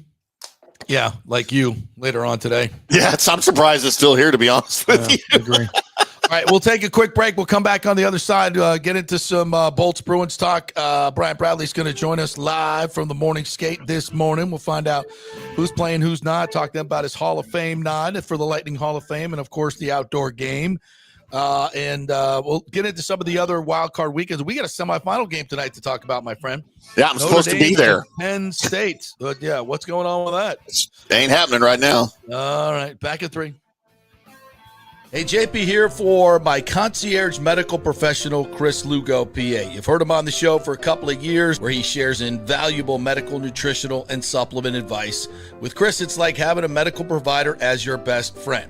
What I love about this concierge service is the convenience and support he offers. I can text or call him 24/7 with any questions or concerns, and he'll promptly call in a prescription if needed. No office visits or copays required. It gives me peace of mind knowing I have someone genuinely invested in my health, not just focused on insurance profits. And the best part, the Bay Area Modern Medical Center's personal concierge service is more affordable than you might think. Don't let insurance companies dictate your health care. Take control of your health and wellness today. Visit BAMMC.com for more information and to schedule your initial free consultation. Empower yourself and take charge of your personal health with BAMMC.com. Hey guys, why not kick off 2025 by popping the question? Yes, and you know where to get that perfect engagement ring. It's the Gold and Diamond Source. The best prices, the best quality, and yes, get her a real diamond. You don't want to go with the fake stuff. And January's birthstone is garnet for all you FSU fans, right? Get 15% off all the unforgettable garnet jewelry at the Gold and Diamond Source. Also, discover Emilique by Emily Johnson Weintraub, a sleek and modern jewelry line that makes everyday gifts extraordinary. And don't forget, you have any unused gold? Turn it into cash or a stunning new piece. With gold prices soaring, there's no better time to trade up. You can do it all at the Gold and Diamond Source, 3800 Omerton Road, always online at thegoldendiamondsource.com. JP here for the Jeeves Law Group and my man Scott Jeeves. If you're going to hire an attorney, do you want some guy looking for a quick settlement and a quick buck, or do you want an attorney with some chops? Scott is a board-certified civil trial lawyer and a certified circuit court mediator. Been practicing in the Tampa Bay area for over 30 years. He is a peer-reviewed AV preeminent rated civil trial lawyer. They just don't hand out those classifications. He's been the lead class action counsel on many complex consumer protection cases and has handled hundreds of serious personal injury cases. He's dedicated his career to protecting injured victims and is committed to vigorously representing you. We're local, we're trusted, and we get results. Personal injury and personal attention. Call for a free case evaluation. That's 888-9-JEEVES. That's 888-9-JEEVES. The Jeeves Law Group. Let's go. Right now. Back to the show on FanStream Sports. All right, welcome back to the JP Peterson Show here as we roll on this Thursday. It feels like it just snuck up on us. The championship games, semifinal championship games tonight in college football. Wow. We're brought to you by the Gold and Diamond Source. January is Garnet birthstone month. So for all you Florida State fans, you might get something nice from the Gold and Diamond Source for your birthday, since Garnet is on sale. They've got some great gift ideas. It's a beautiful stone, obviously. Great color. But very distinctual as well. So check it out at the Gold and Diamond Source. They also have the Emilique collection, affordable gold and diamond jewelry designed especially for you. You will not see these designs anywhere else. So you won't see some other lady wearing the same thing you're wearing because you got it at some chain store. Nope, not at the Gold and Diamond Source. So check it out, 3800 Omerton Road, always online at thegoldendiamondsource.com. All right, my friend, we got a couple of games, well, one game tonight in the Orange Bowl as Notre Dame and Penn State hook up. I do not expect this to rewrite the explosive offensive scoreboard tonight. That's not happening. Oh. But two really good teams, obviously, solid teams, physical teams. You talk about the most physical team will win. That's where I'm at on this one. And, you know, Riley Leonard as a quarterback, obviously we saw him at Duke for a while in the ACC. And I think he's done a great job, obviously, at Notre Dame. You know, I remember watching that Northern Illinois Notre Dame game going, oh my God, this is, you know, Marcus Freeman, this team's going to go south. And boy, they have not flinched since. It's a very unique style of offense, I guess you could say, in terms of it being kind of old school. But Riley does a hell of a job with it. They've got a great offensive line. I don't know. And of course, James Franklin at Penn State is renowned for not, quote, winning big games, but you can't say that now. He's in the damn semifinals. He's won some big games, but this is obviously the biggest one that he's going to coach in, right? Yeah. Oh, for sure. Yeah, for sure. And I'm torn in this game because I don't like either one of these teams. I despise Penn State just as a program. Always have. Right. Even I just despise. I'm just not a Big Ten fan, and to me, Penn State is just one of those fraud, fake Big Ten teams, right? To me, I've never liked Notre Dame. We had this conversation once that going back to your buddy Lou Holtz's days coaching there, because they always dominated A&M. And I hated that they had their own freaking TV deal, on NBC. I always hated that. But to me, Notre Dame might be the most likable team left in this thing already out of the, and it's hard for me to root against Notre Dame. So I'm kind of hoping for a Notre Dame blowout. And I kind of think that's probably what's going to happen. I mean, I'm talking 2 touchdowns, 28-14. I got to be honest with you. I have, in terms of a rooting interest, I'm with you on Notre Dame. I've always been anti-Notre Dame for all the reasons that you mentioned. But this, I think Marcus Freeman is an incredibly likable head coach. Absolutely. I mean, the dude is just he's buttoned up. He just I don't know, just the guy just exudes confidence and charisma. Yep. And I like the way his team plays. I really do. It's not a lot of flash and dash. It's not a lot of histrionics. They're very disciplined. They're very physical football. It's just kind of old school. And if I have a rooting interest of any team left in it, it's probably Notre Dame. If there was ever a team that mirrored the personality and attitude of their coach right now, it is Notre Dame. And that's a great thing for them. And that's my team right now throughout the rest of the playoffs. So that'll be going down in the Orange Bowl tonight at Hard Rock Stadium, 7:30. What's the line on this game?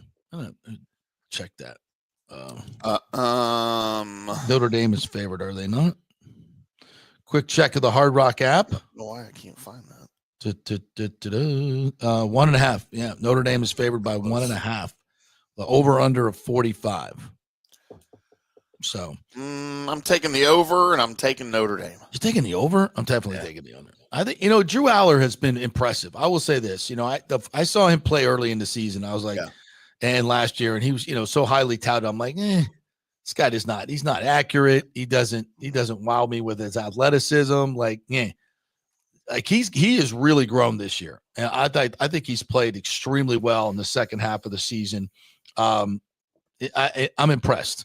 But again, it's a James Franklin thing. I just cannot. All right, tomorrow Drew night, Aller doesn't move the needle at all for me.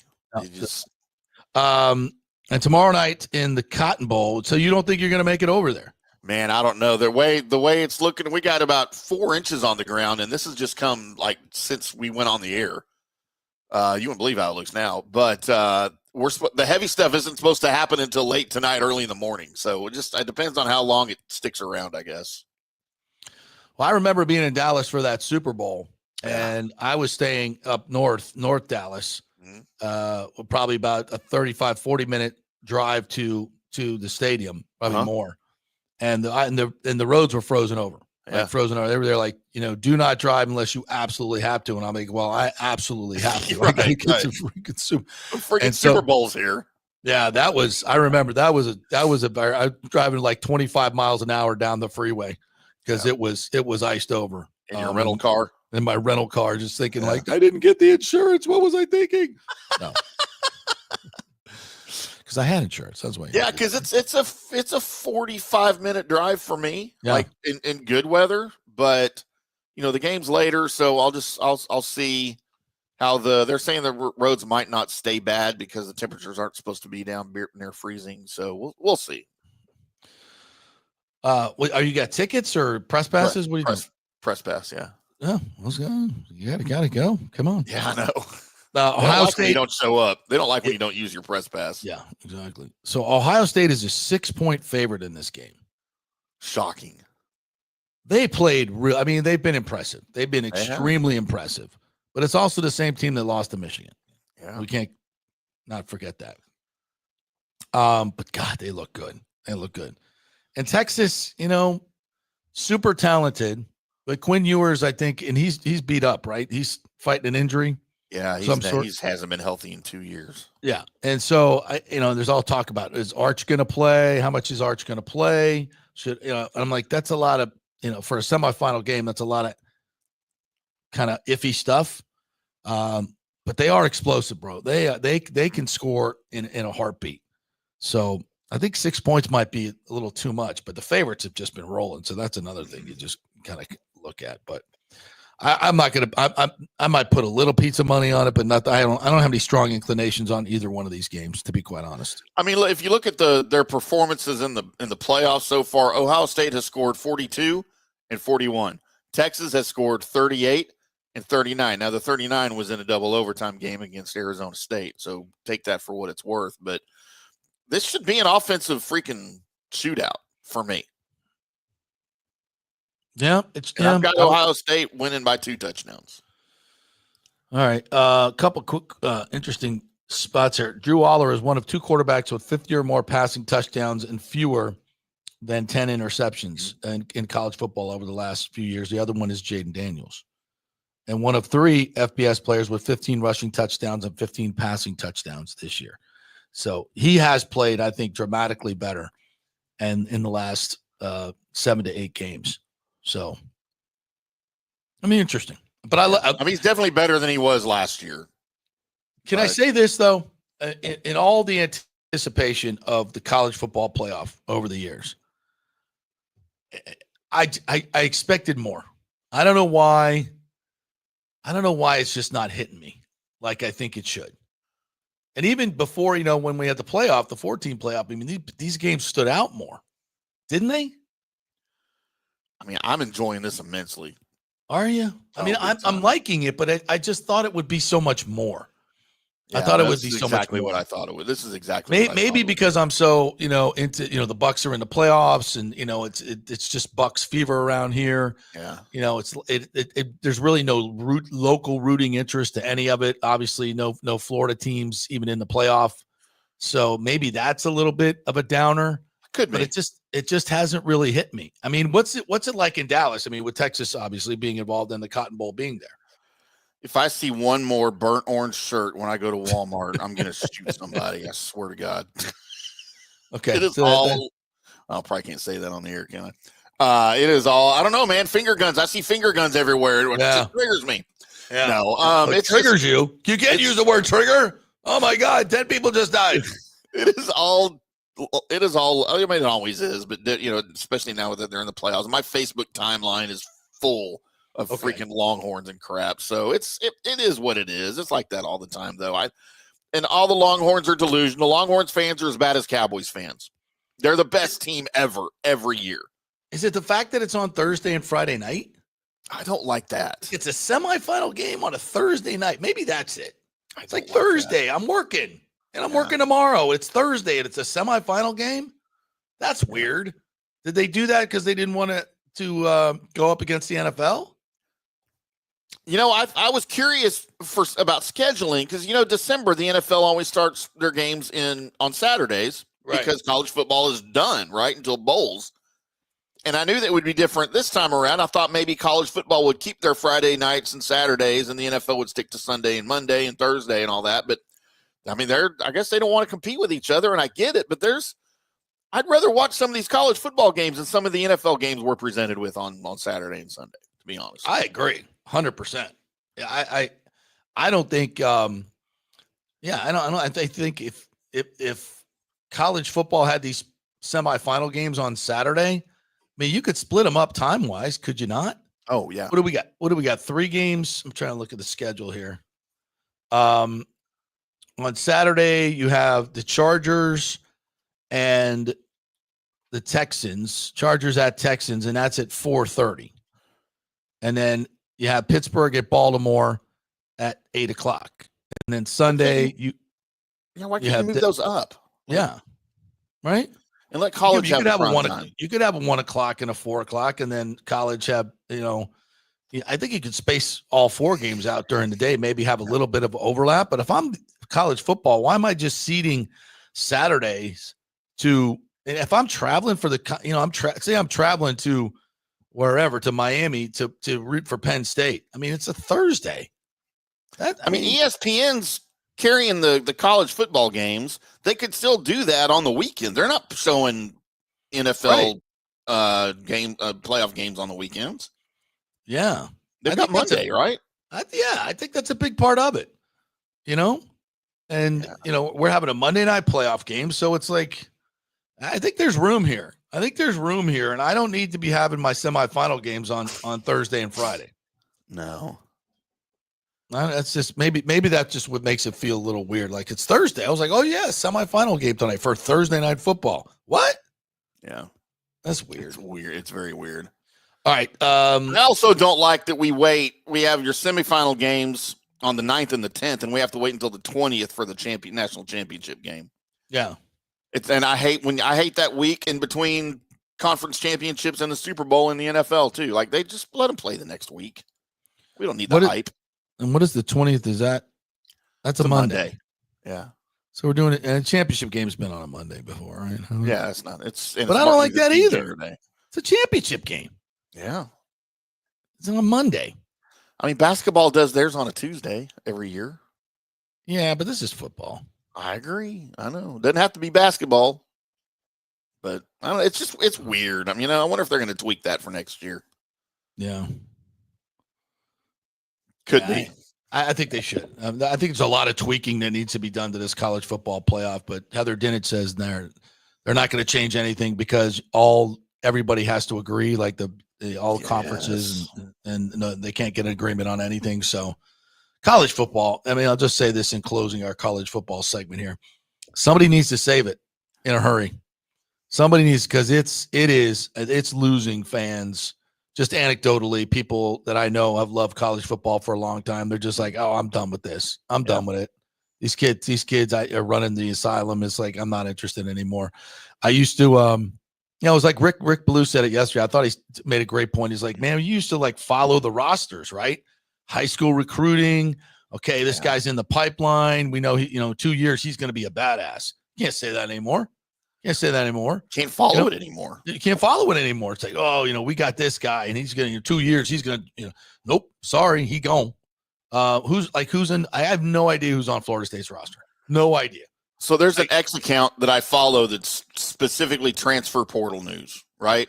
And they cover not just the Power 5 or Power 4. They cover pretty much everybody. And I subscribe to it, and I get alerts for it, so I can follow some Big 12 players because I cover Texas Tech and all of that, and I want to keep up with the Aggies, and now I want to keep up with Florida and FSU for this show and stuff. I turned on notifications for the transfer portal account.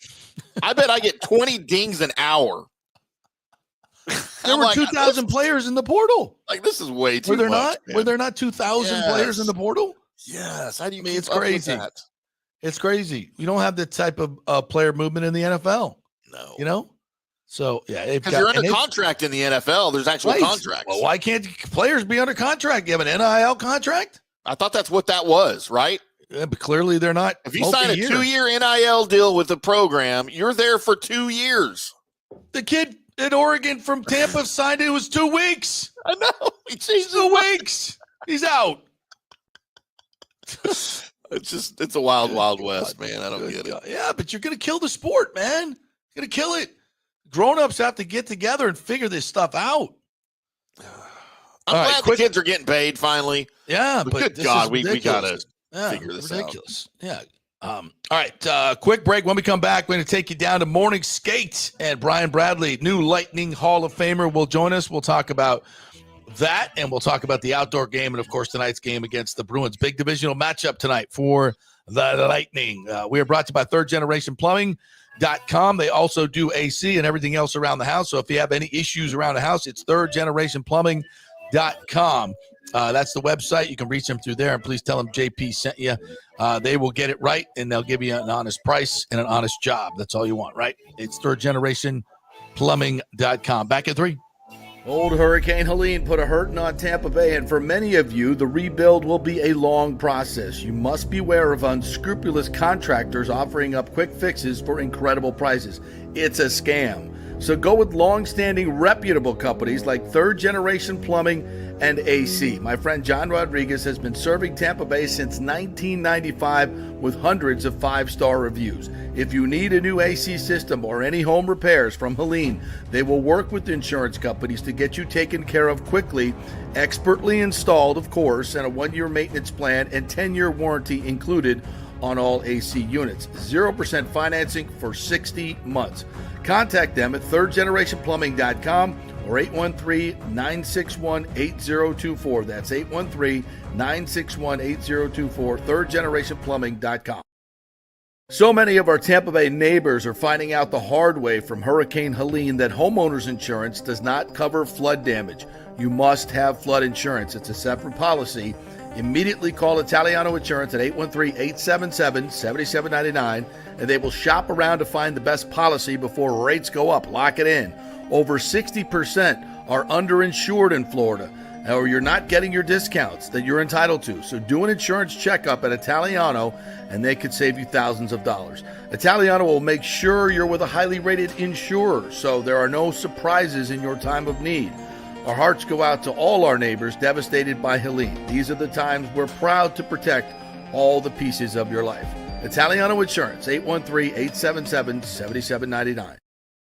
Ciao, Paolo Tini here, owner of Caffè Paradiso, voted number 3 People's Choice Award on Open Table. I want to thank all our loyal family of customers that have been enjoying our great traditional Italian dishes we make from scratch every day. It's a great family story we're proud of. Our family moved from Rimini, Italy in 1984. My dad, Caesar, started Donatello, and that's where I got the start in the restaurant business. I started Caffè Paradiso on South McDill in 1995, and we've been there ever since. From our traditional ossobuco, a veal slow roast for 4 hours, to our daily fresh catch, the Gruppo Paradiso, with a piccata sauce and lobster claw meat, homemade pasta like lasagna, farfalle salchicha, which is a bow tie pasta homemade with fresh sausage. Hold on a minute, JP's favorite. I love it. So come and have a glass of wine with me on South McDill. Get a reservation on Open Table and see all our 5-star reviews. Ciao, see you soon at Paradiso.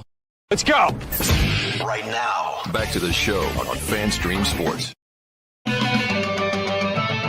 right, welcome back to the JP Peterson Show here as we roll on this Thursday. We got a semifinal game coming up tonight, which we'll be keeping an eye on because I will be working the Lightning game, doing Lightning Vision tonight, as the Bruins come to town in a big Atlantic Division collision. And of course, we have the announcement of the outdoor game. And the great Brian Bradley, hopefully joining us. Although I see him coming on stage. He's blank. He was up a minute ago. He's trying. Yeah. Maybe we got bad Wi-Fi. Does the cold weather affect the Wi-Fi? I wonder. I don't know. No. Of course, while we wait, Brian popping up here, we are coming up. There he is. Brads, can you hear me? Oh, there's a beautiful shot of the ice. He's got himself muted. Are you muted there? I can hear him. I can hear the ice skating him. Oh, now I can't hear him. Can you hear me? No, I got you. Yeah. Can you hear me? Yeah, I can hear you, but it's loud here. I should have my earbuds in, but I don't. Okay. All right. Well, first of all, congratulations to you. You've been doing a lot of media this week because you were elected to the Lightning Hall of Fame. You were the rock that started this whole thing way back in 1996. What's it been like the last few days, getting all the recognition, well deserved for your Hall of Fame now in the Lightning Hall of Fame? Yeah, you know what, JP, it's been awesome. You know what, it's when you start here in 1992, so 30 some years later, would you ever think I would be going to the Hall of Fame? Probably not. I mean, we're just trying to grow the game. You know what. Especially here in Tampa. I mean, no one had ever played hockey here before, especially in a non-traditional hockey market like Tampa. So, I mean, the guys at the beginning were like pioneers. We were coming here, People played baseball, football, basketball, but hockey, no one even knew what hockey was. And I mean, the first year at the Expo Hall there was quite special. I mean, you know what? So many great memories, like scoring, playing in the first game there against Chicago Blackhawks, winning the game 7-3. Obviously, going to the All-Star game in 92-3, representing the Tampa Bay Lightning and the city of Tampa, too. Yeah. Those are a couple things I won't forget, but it's been a really fun week. I'm looking forward to the things coming up on February 1st and 2nd. Well, and take us back a little bit to that time when you first got here, because obviously you'd played in the NHL and started in the NHL before you got here. You'd played in all the big rinks and experienced all the greatness of the NHL. And then you came here to the Expo Hall, which was for livestock, not livestock shows, not hockey. I mean, there were probably a lot of things you had to get used to, right? Oh, yeah, for sure. I mean, you know what, JP, it's like, security, Roman Hammerlick, our first draft pick ever, fishing right outside the door. You could walk right outside our door and be fishing in literally 15 seconds. Now at the Amalie Arena, you got to go through 5 checkpoints to get to the dressing room where the players were. So it's changed so much from now till then. And, like the Expo Hall, I mean, it's amazing Phil Esposito, our founder, got clearance from the NHL to play there because, I mean, it was a different rink. The dimensions weren't exactly up to standard, as you would say.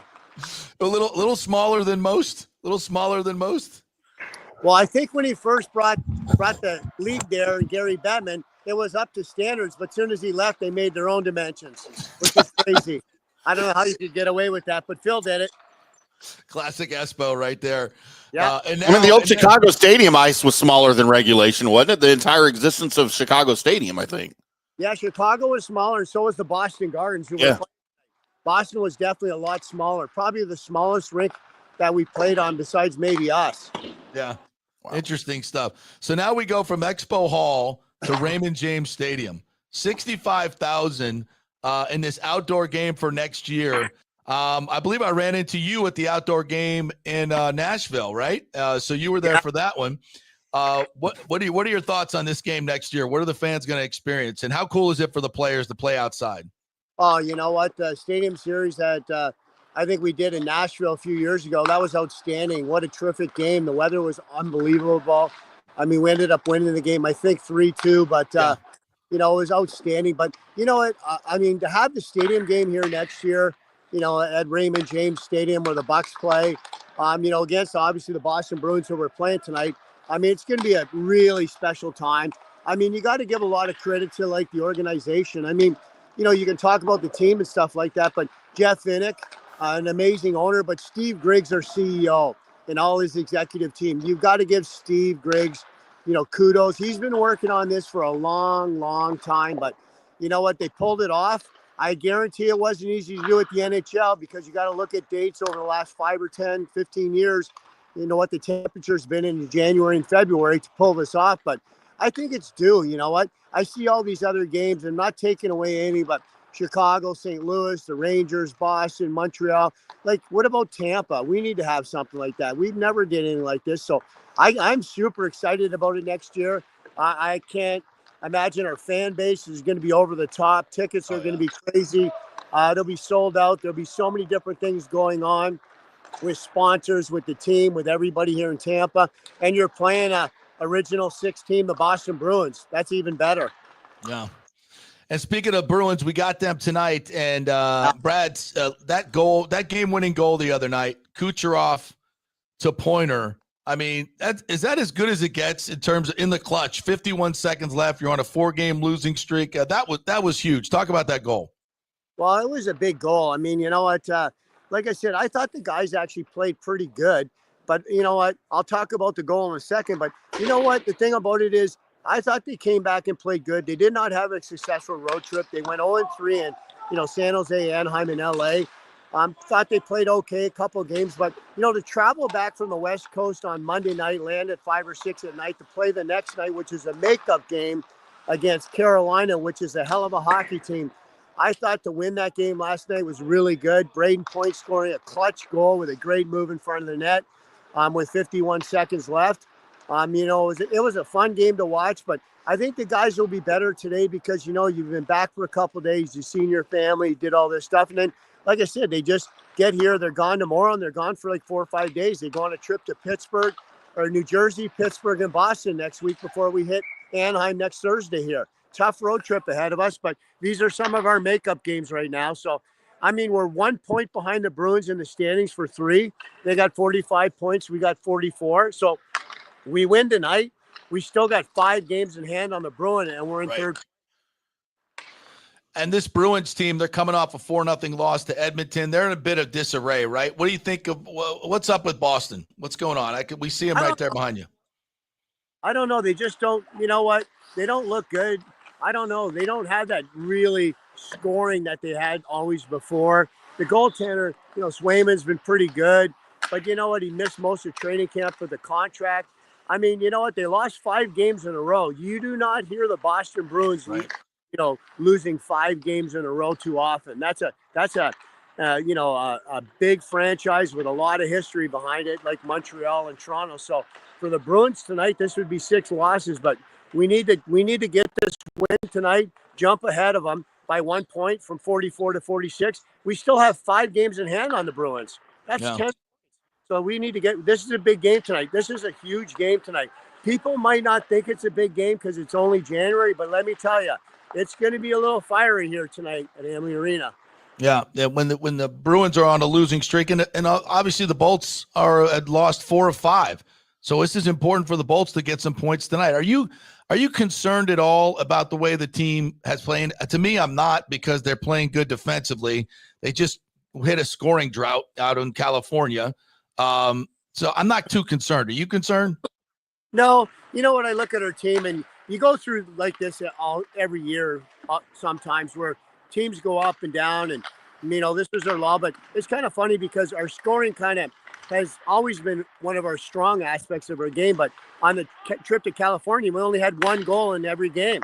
No. We lost 2-1, I think 4-1, and then 2-1, yeah, 2-1, 3-1, 4-1, or whatever. But he only had 3 goals in 3 games, which isn't a lot for a team like this. But I think goaltending defensively, we played pretty solid. 2 of the 3 games, we outshot our opponents 38 to 21 or 2, and we just couldn't put the puck in the net. So, you know what? It happens. You know what? It's a long season. It's an 82-game season. You can get down on the guys, but at the end of the day, everybody goes through it. You just got to weather the storm and get out of it fast. All right, partner, enjoy the game tonight. Did Hammerlick ever catch a fish in that pond behind the expo hall? Did he ever catch a fish? Him and his dad, they would have probably been on that bass show if they had it on today. Hammerlick, deep sea bass fishing or something right now. But yeah, some crazy stuff at the hall back in the day. And wow, it's hard to believe we actually played there for a year. I know. All right, partner. Good to see you, my friend. We'll see you tonight. Go Bolts. Go Bolts. Brian Bradley joining us from Morning Skate. Yeah, so they literally, you open the back door of the locker room, and there's this little pipe. If you've ever been to the Florida State Fair Expo Hall, there's a little retention pond right next to it. And you walk right out the back door, and there's a little pier on the thing, and you can walk out on it and just throw a line in the water between periods. Oh, look, hey, I got a bass. That's amazing. Oh, some of the stories of that place. And then they move over to the Thunderdome where the Rays play. Yeah. They were the first tenant of the Thunderdome. So they would put, they put what, 30,000, 32,000 in there for a playoff game. So we've had hockey in a big stadium here, just not like Raymond James Stadium. Yeah. So that's going to be interesting. Yeah, I'm looking at an overhead view of the expo hall there on the fairgrounds. I'm seeing the ponds there next to it. That's pretty. Oh, fun. Yeah, just go look at some pictures, and it's like all bench seating, and bleachers and stuff. And you go in there now for the RV shows and stuff like that. I'm like, are you kidding me? They played hockey in this place? It's just a barn. It's a freaking. But that's what a lot of the places, like I grew up in Hollywood. We had the Hollywood Sportatorium. Right. That's where you went to see all the concerts. It was out in the freaking middle of the Everglades. It was like Hollywood Boulevard. Was like a 2-lane road out to this like you go like 10 miles into the Everglades. There's like nothing around. And then you see this like steel shack. It's like, you'd have a shed in your backyard. It's the corrugated steel, That's exactly what it was. It was just like, a bleachers with a steel roof over it. And it sat like 12,000, I think. And, I saw Springsteen there, saw Fleetwood Mac, the Cars, all those back in the late 70s, early 80s. And that was and Expo Hall was the one here in town. That's where it's the same structure. Yeah. See, here in Dallas, we had growing up in the 70s, we had hockey. We had the Dallas Blackhawks. They were one of the farm teams of the Chicago Blackhawks. And they played at Fair Park Coliseum in downtown, which was part of the original. That's where our fairgrounds are here in Dallas for the Texas State Fair. And it was part of the original centennial in 1936 when they built the fairgrounds and everything. The Beatles played there. Elvis played there. But that's where the Blackhawks played. And, dude, it was all, at the time, metal bench seating, just like the epitome of small town hockey, right? Like that's what it meant, and it was amazing. Yeah, it's still standing. Yeah, so maybe we'll put a baseball stadium on top of that. So, and when we've had a moratorium on stadium talk, so we'll get back when the Bucs are out of the playoffs. We'll revisit that, and that better not be next week, for God's sakes. Yeah, let's give it a couple weeks. Yeah. Thomas Casper says, Doomig in the radio outside tent. Yeah, they'd have the tent outside Expo Hall, doing the shows out there. Now we could do shows on our phone from a Irish pub in Dublin or the sidelines of the ReliQuest Bowl. Yeah, I think in 2025 we should like just find places to do shows that are just like off the charts. I keep telling Colby, and I don't think he's into it, but because I keep telling him we need to do one of our shows from a hot tub. Oh, I've done that. I want to do a show from a hot tub. Yeah, we did a poolside show with my old buddy Greg Fralick. We did a poolside show at his house.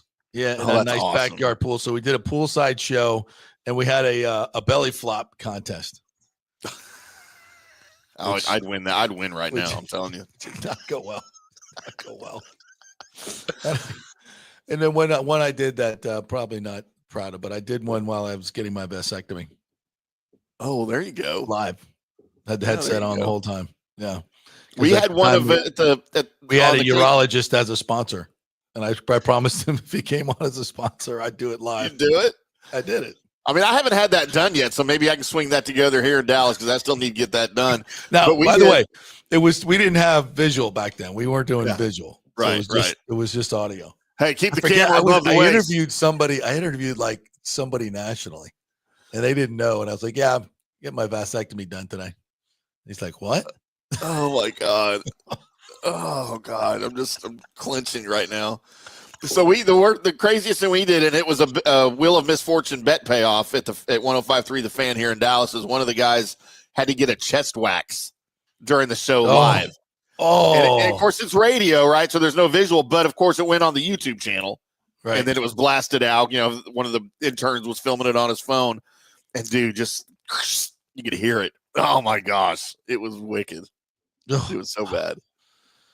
All right, we brought an esthetician in to come and do it professionally and everything, so it was all good. But I mean, he's like, that's pain right there. That's pain.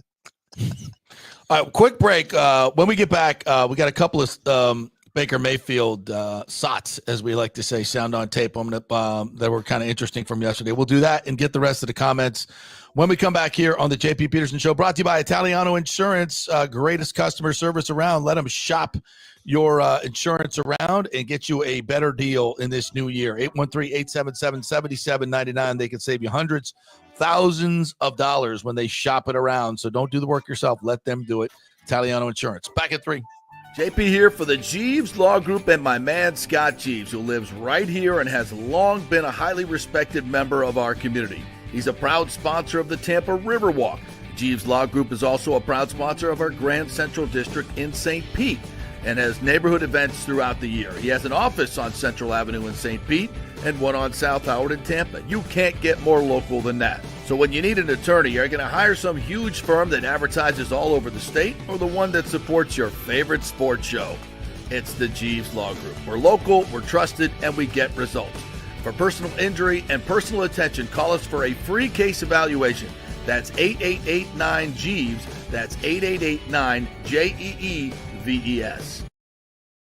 Hey, JP here for my personal concierge medical professional, Chris Lugo, PA. Yeah, he's been on the show for the last couple of years, but this is kind of a new deal, and only a limited amount of you can get involved with this personal concierge service. And what I love about it, you can text or call him 24/7 with any questions or concerns, and he'll promptly call in a prescription if needed. No office visits or copays required. And Chris emphasizes a healthy lifestyle to help prevent illness. But when I do need assistance, he's always available. From nutrition guidance to supplement recommendations and workout advice, his expertise is a game changer. Plus, as a medical provider for the National Guard, he stays up to date on the latest health trends and practices, steering clear of the outdated conventional medicine that often relies on unnecessary prescriptions. And the best part, Bay Area Modern Medical Center's personal concierge service is more affordable than you might think. Visit BAMMC.com for more information and to schedule your initial free consultation. Empower yourself. Take charge of your personal health with BAMMC.com. Hey guys, why not kick off 2025 by popping the question? Yes, and you know where to get that perfect engagement ring. It's the Gold and Diamond Source. The best prices, the best quality, and yes, get her a real diamond. You don't want to go with the fake stuff. And January's birthstone is garnet for all you FSU fans, right? Get 15% off all the unforgettable garnet jewelry at the Gold and Diamond Source. Also, discover Emilique by Emily Johnson Weintraub, a sleek and modern jewelry line that makes everyday gifts extraordinary. And don't forget, you have any unused gold? Turn it into cash or a stunning new piece. With gold prices soaring, there's no better time to trade up. You can do it all at the Gold and Diamond Source, 3800 Ulmerton Road, always online at thegoldendiamondsource.com. Let's go. Right now, back to the show on FanStream Sports.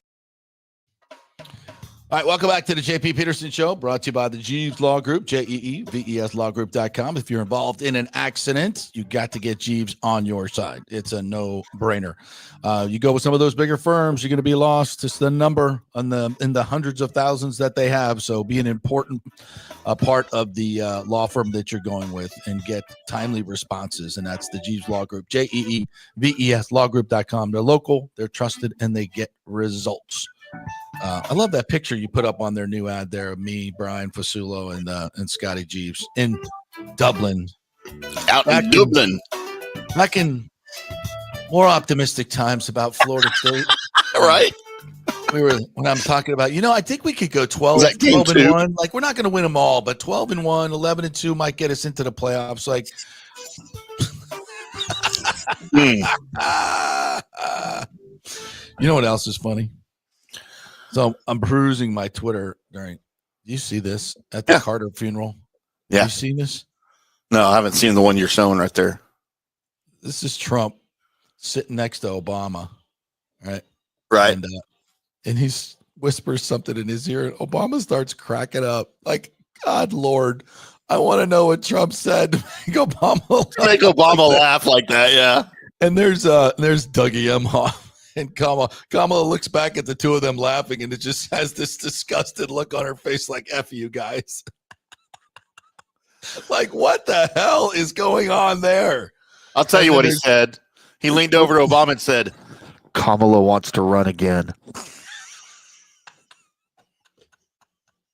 That's probably what it was. Like, so the LA mayor, like, when the fire started, that's when she decided, I'm going to go ahead and go to Ghana for the inauguration of the Ghana president.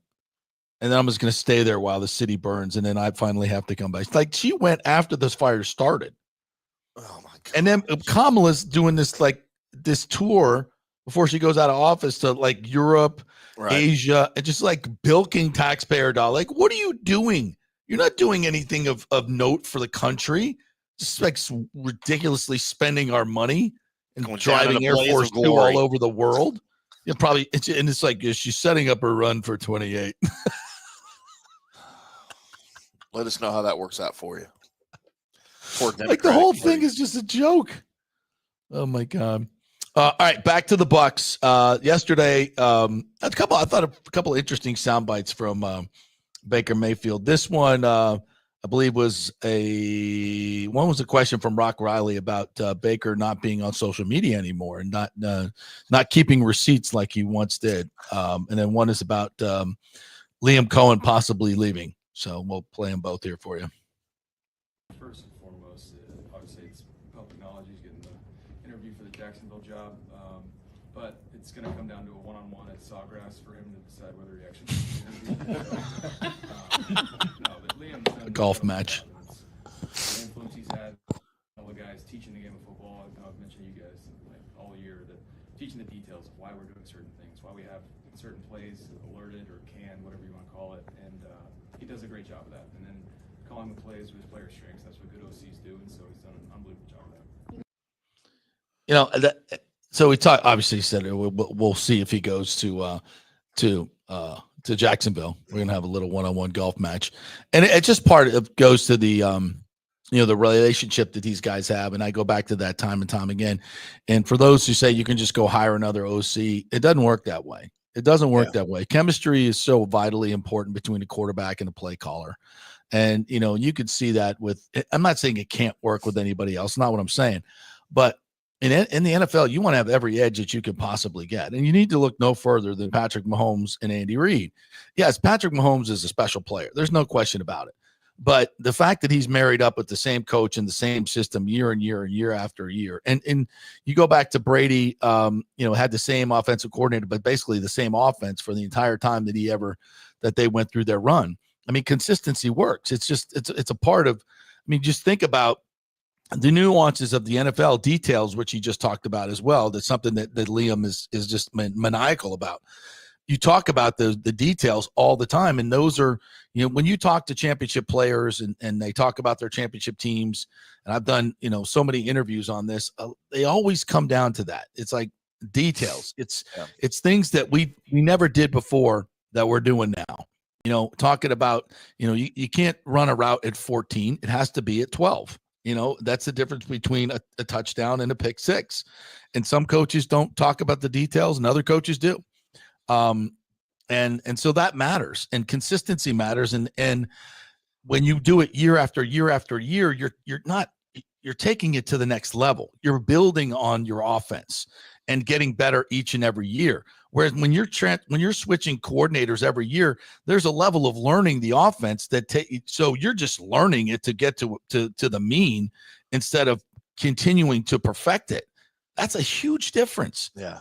Continuity is so absolutely critical in the NFL because it gets down to these minute details.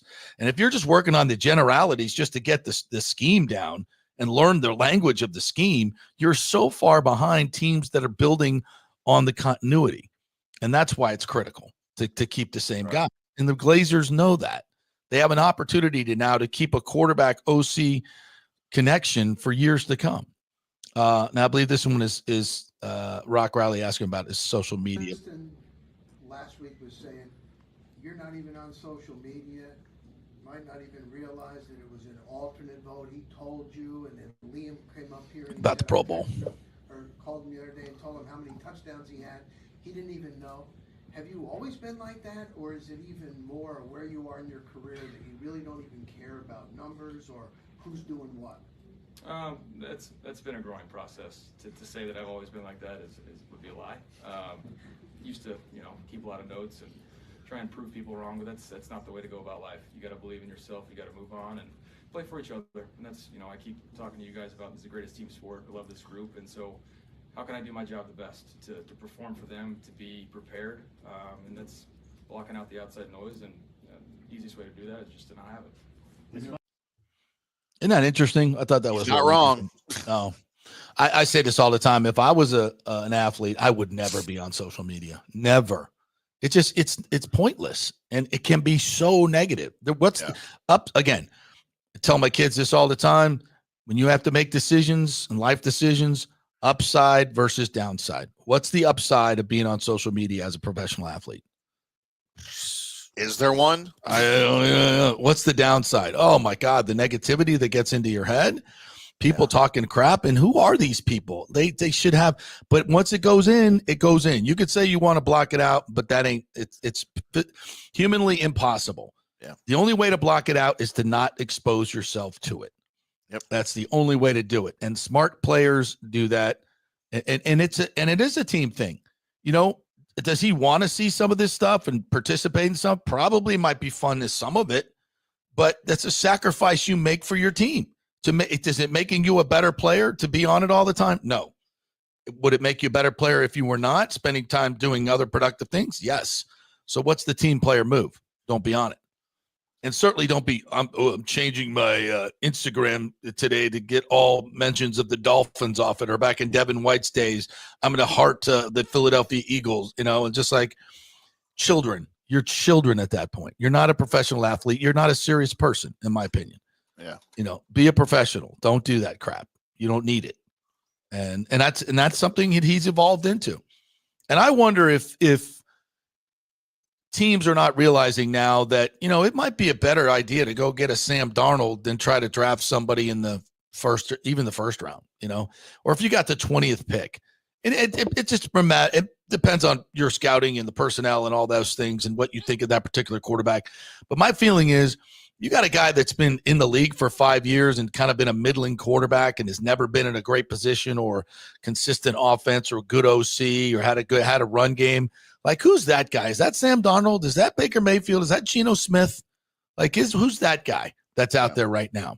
I don't know. You know, I don't know who that is, but I might start looking for that guy instead of, you know, trying to develop a Jameis Winston, trying to develop a Caleb Williams, trying to develop, you know, X guy, you know, that have been so many busts in this league. So maybe there'll be a little switch in how people develop quarterbacks, because experience in the league is invaluable. Now, you just may play in the league and you suck. You know, I could see like a Mitch Trubisky becoming one of those guys. Yeah. You know, after you learn how to play in the league, you got all the tools. You emotionally, you develop. You're not, you know, you get off social media. You do all these things. You become more mature. You're a better quarterback. You're a better quarterback. So, well, and he was at such a disadvantage because of where he was drafted initially, right? Like him and Justin Fields. Like, I just feel like they were at such a disadvantage because of and same thing with Sam Darnold and what's his face, Zach Wilson, or what was the name, and it would need the New York Jets. Like when you get drafted Zach Wilson, yeah. When you get drafted into such a dysfunctional organization, it sets your career back years, and sometimes these guys don't get a second chance. Mm-hmm. And I always thought Trubisky could be good. Look what he did in Buffalo when he was backing up, and I know he's back in Buffalo now, but the first time when he was backing up Josh Allen and he got some playing time, he played great. He's the perfect backup quarterback for Josh Allen. But it just depends on where you go and who you're playing with and who your teachers are and the system you start out in. But some of these guys don't get second chances. Yeah, totally agree. All right, that'll do it. Wait a minute. There's one more I have on here. Michael LaRue says you did have video on that, JP. I was laughing the whole time. Did I? Uh-oh. It was like 10 years ago. Love to see that. Like 10 years ago. I know we didn't have, maybe we did. I don't know. YouTube.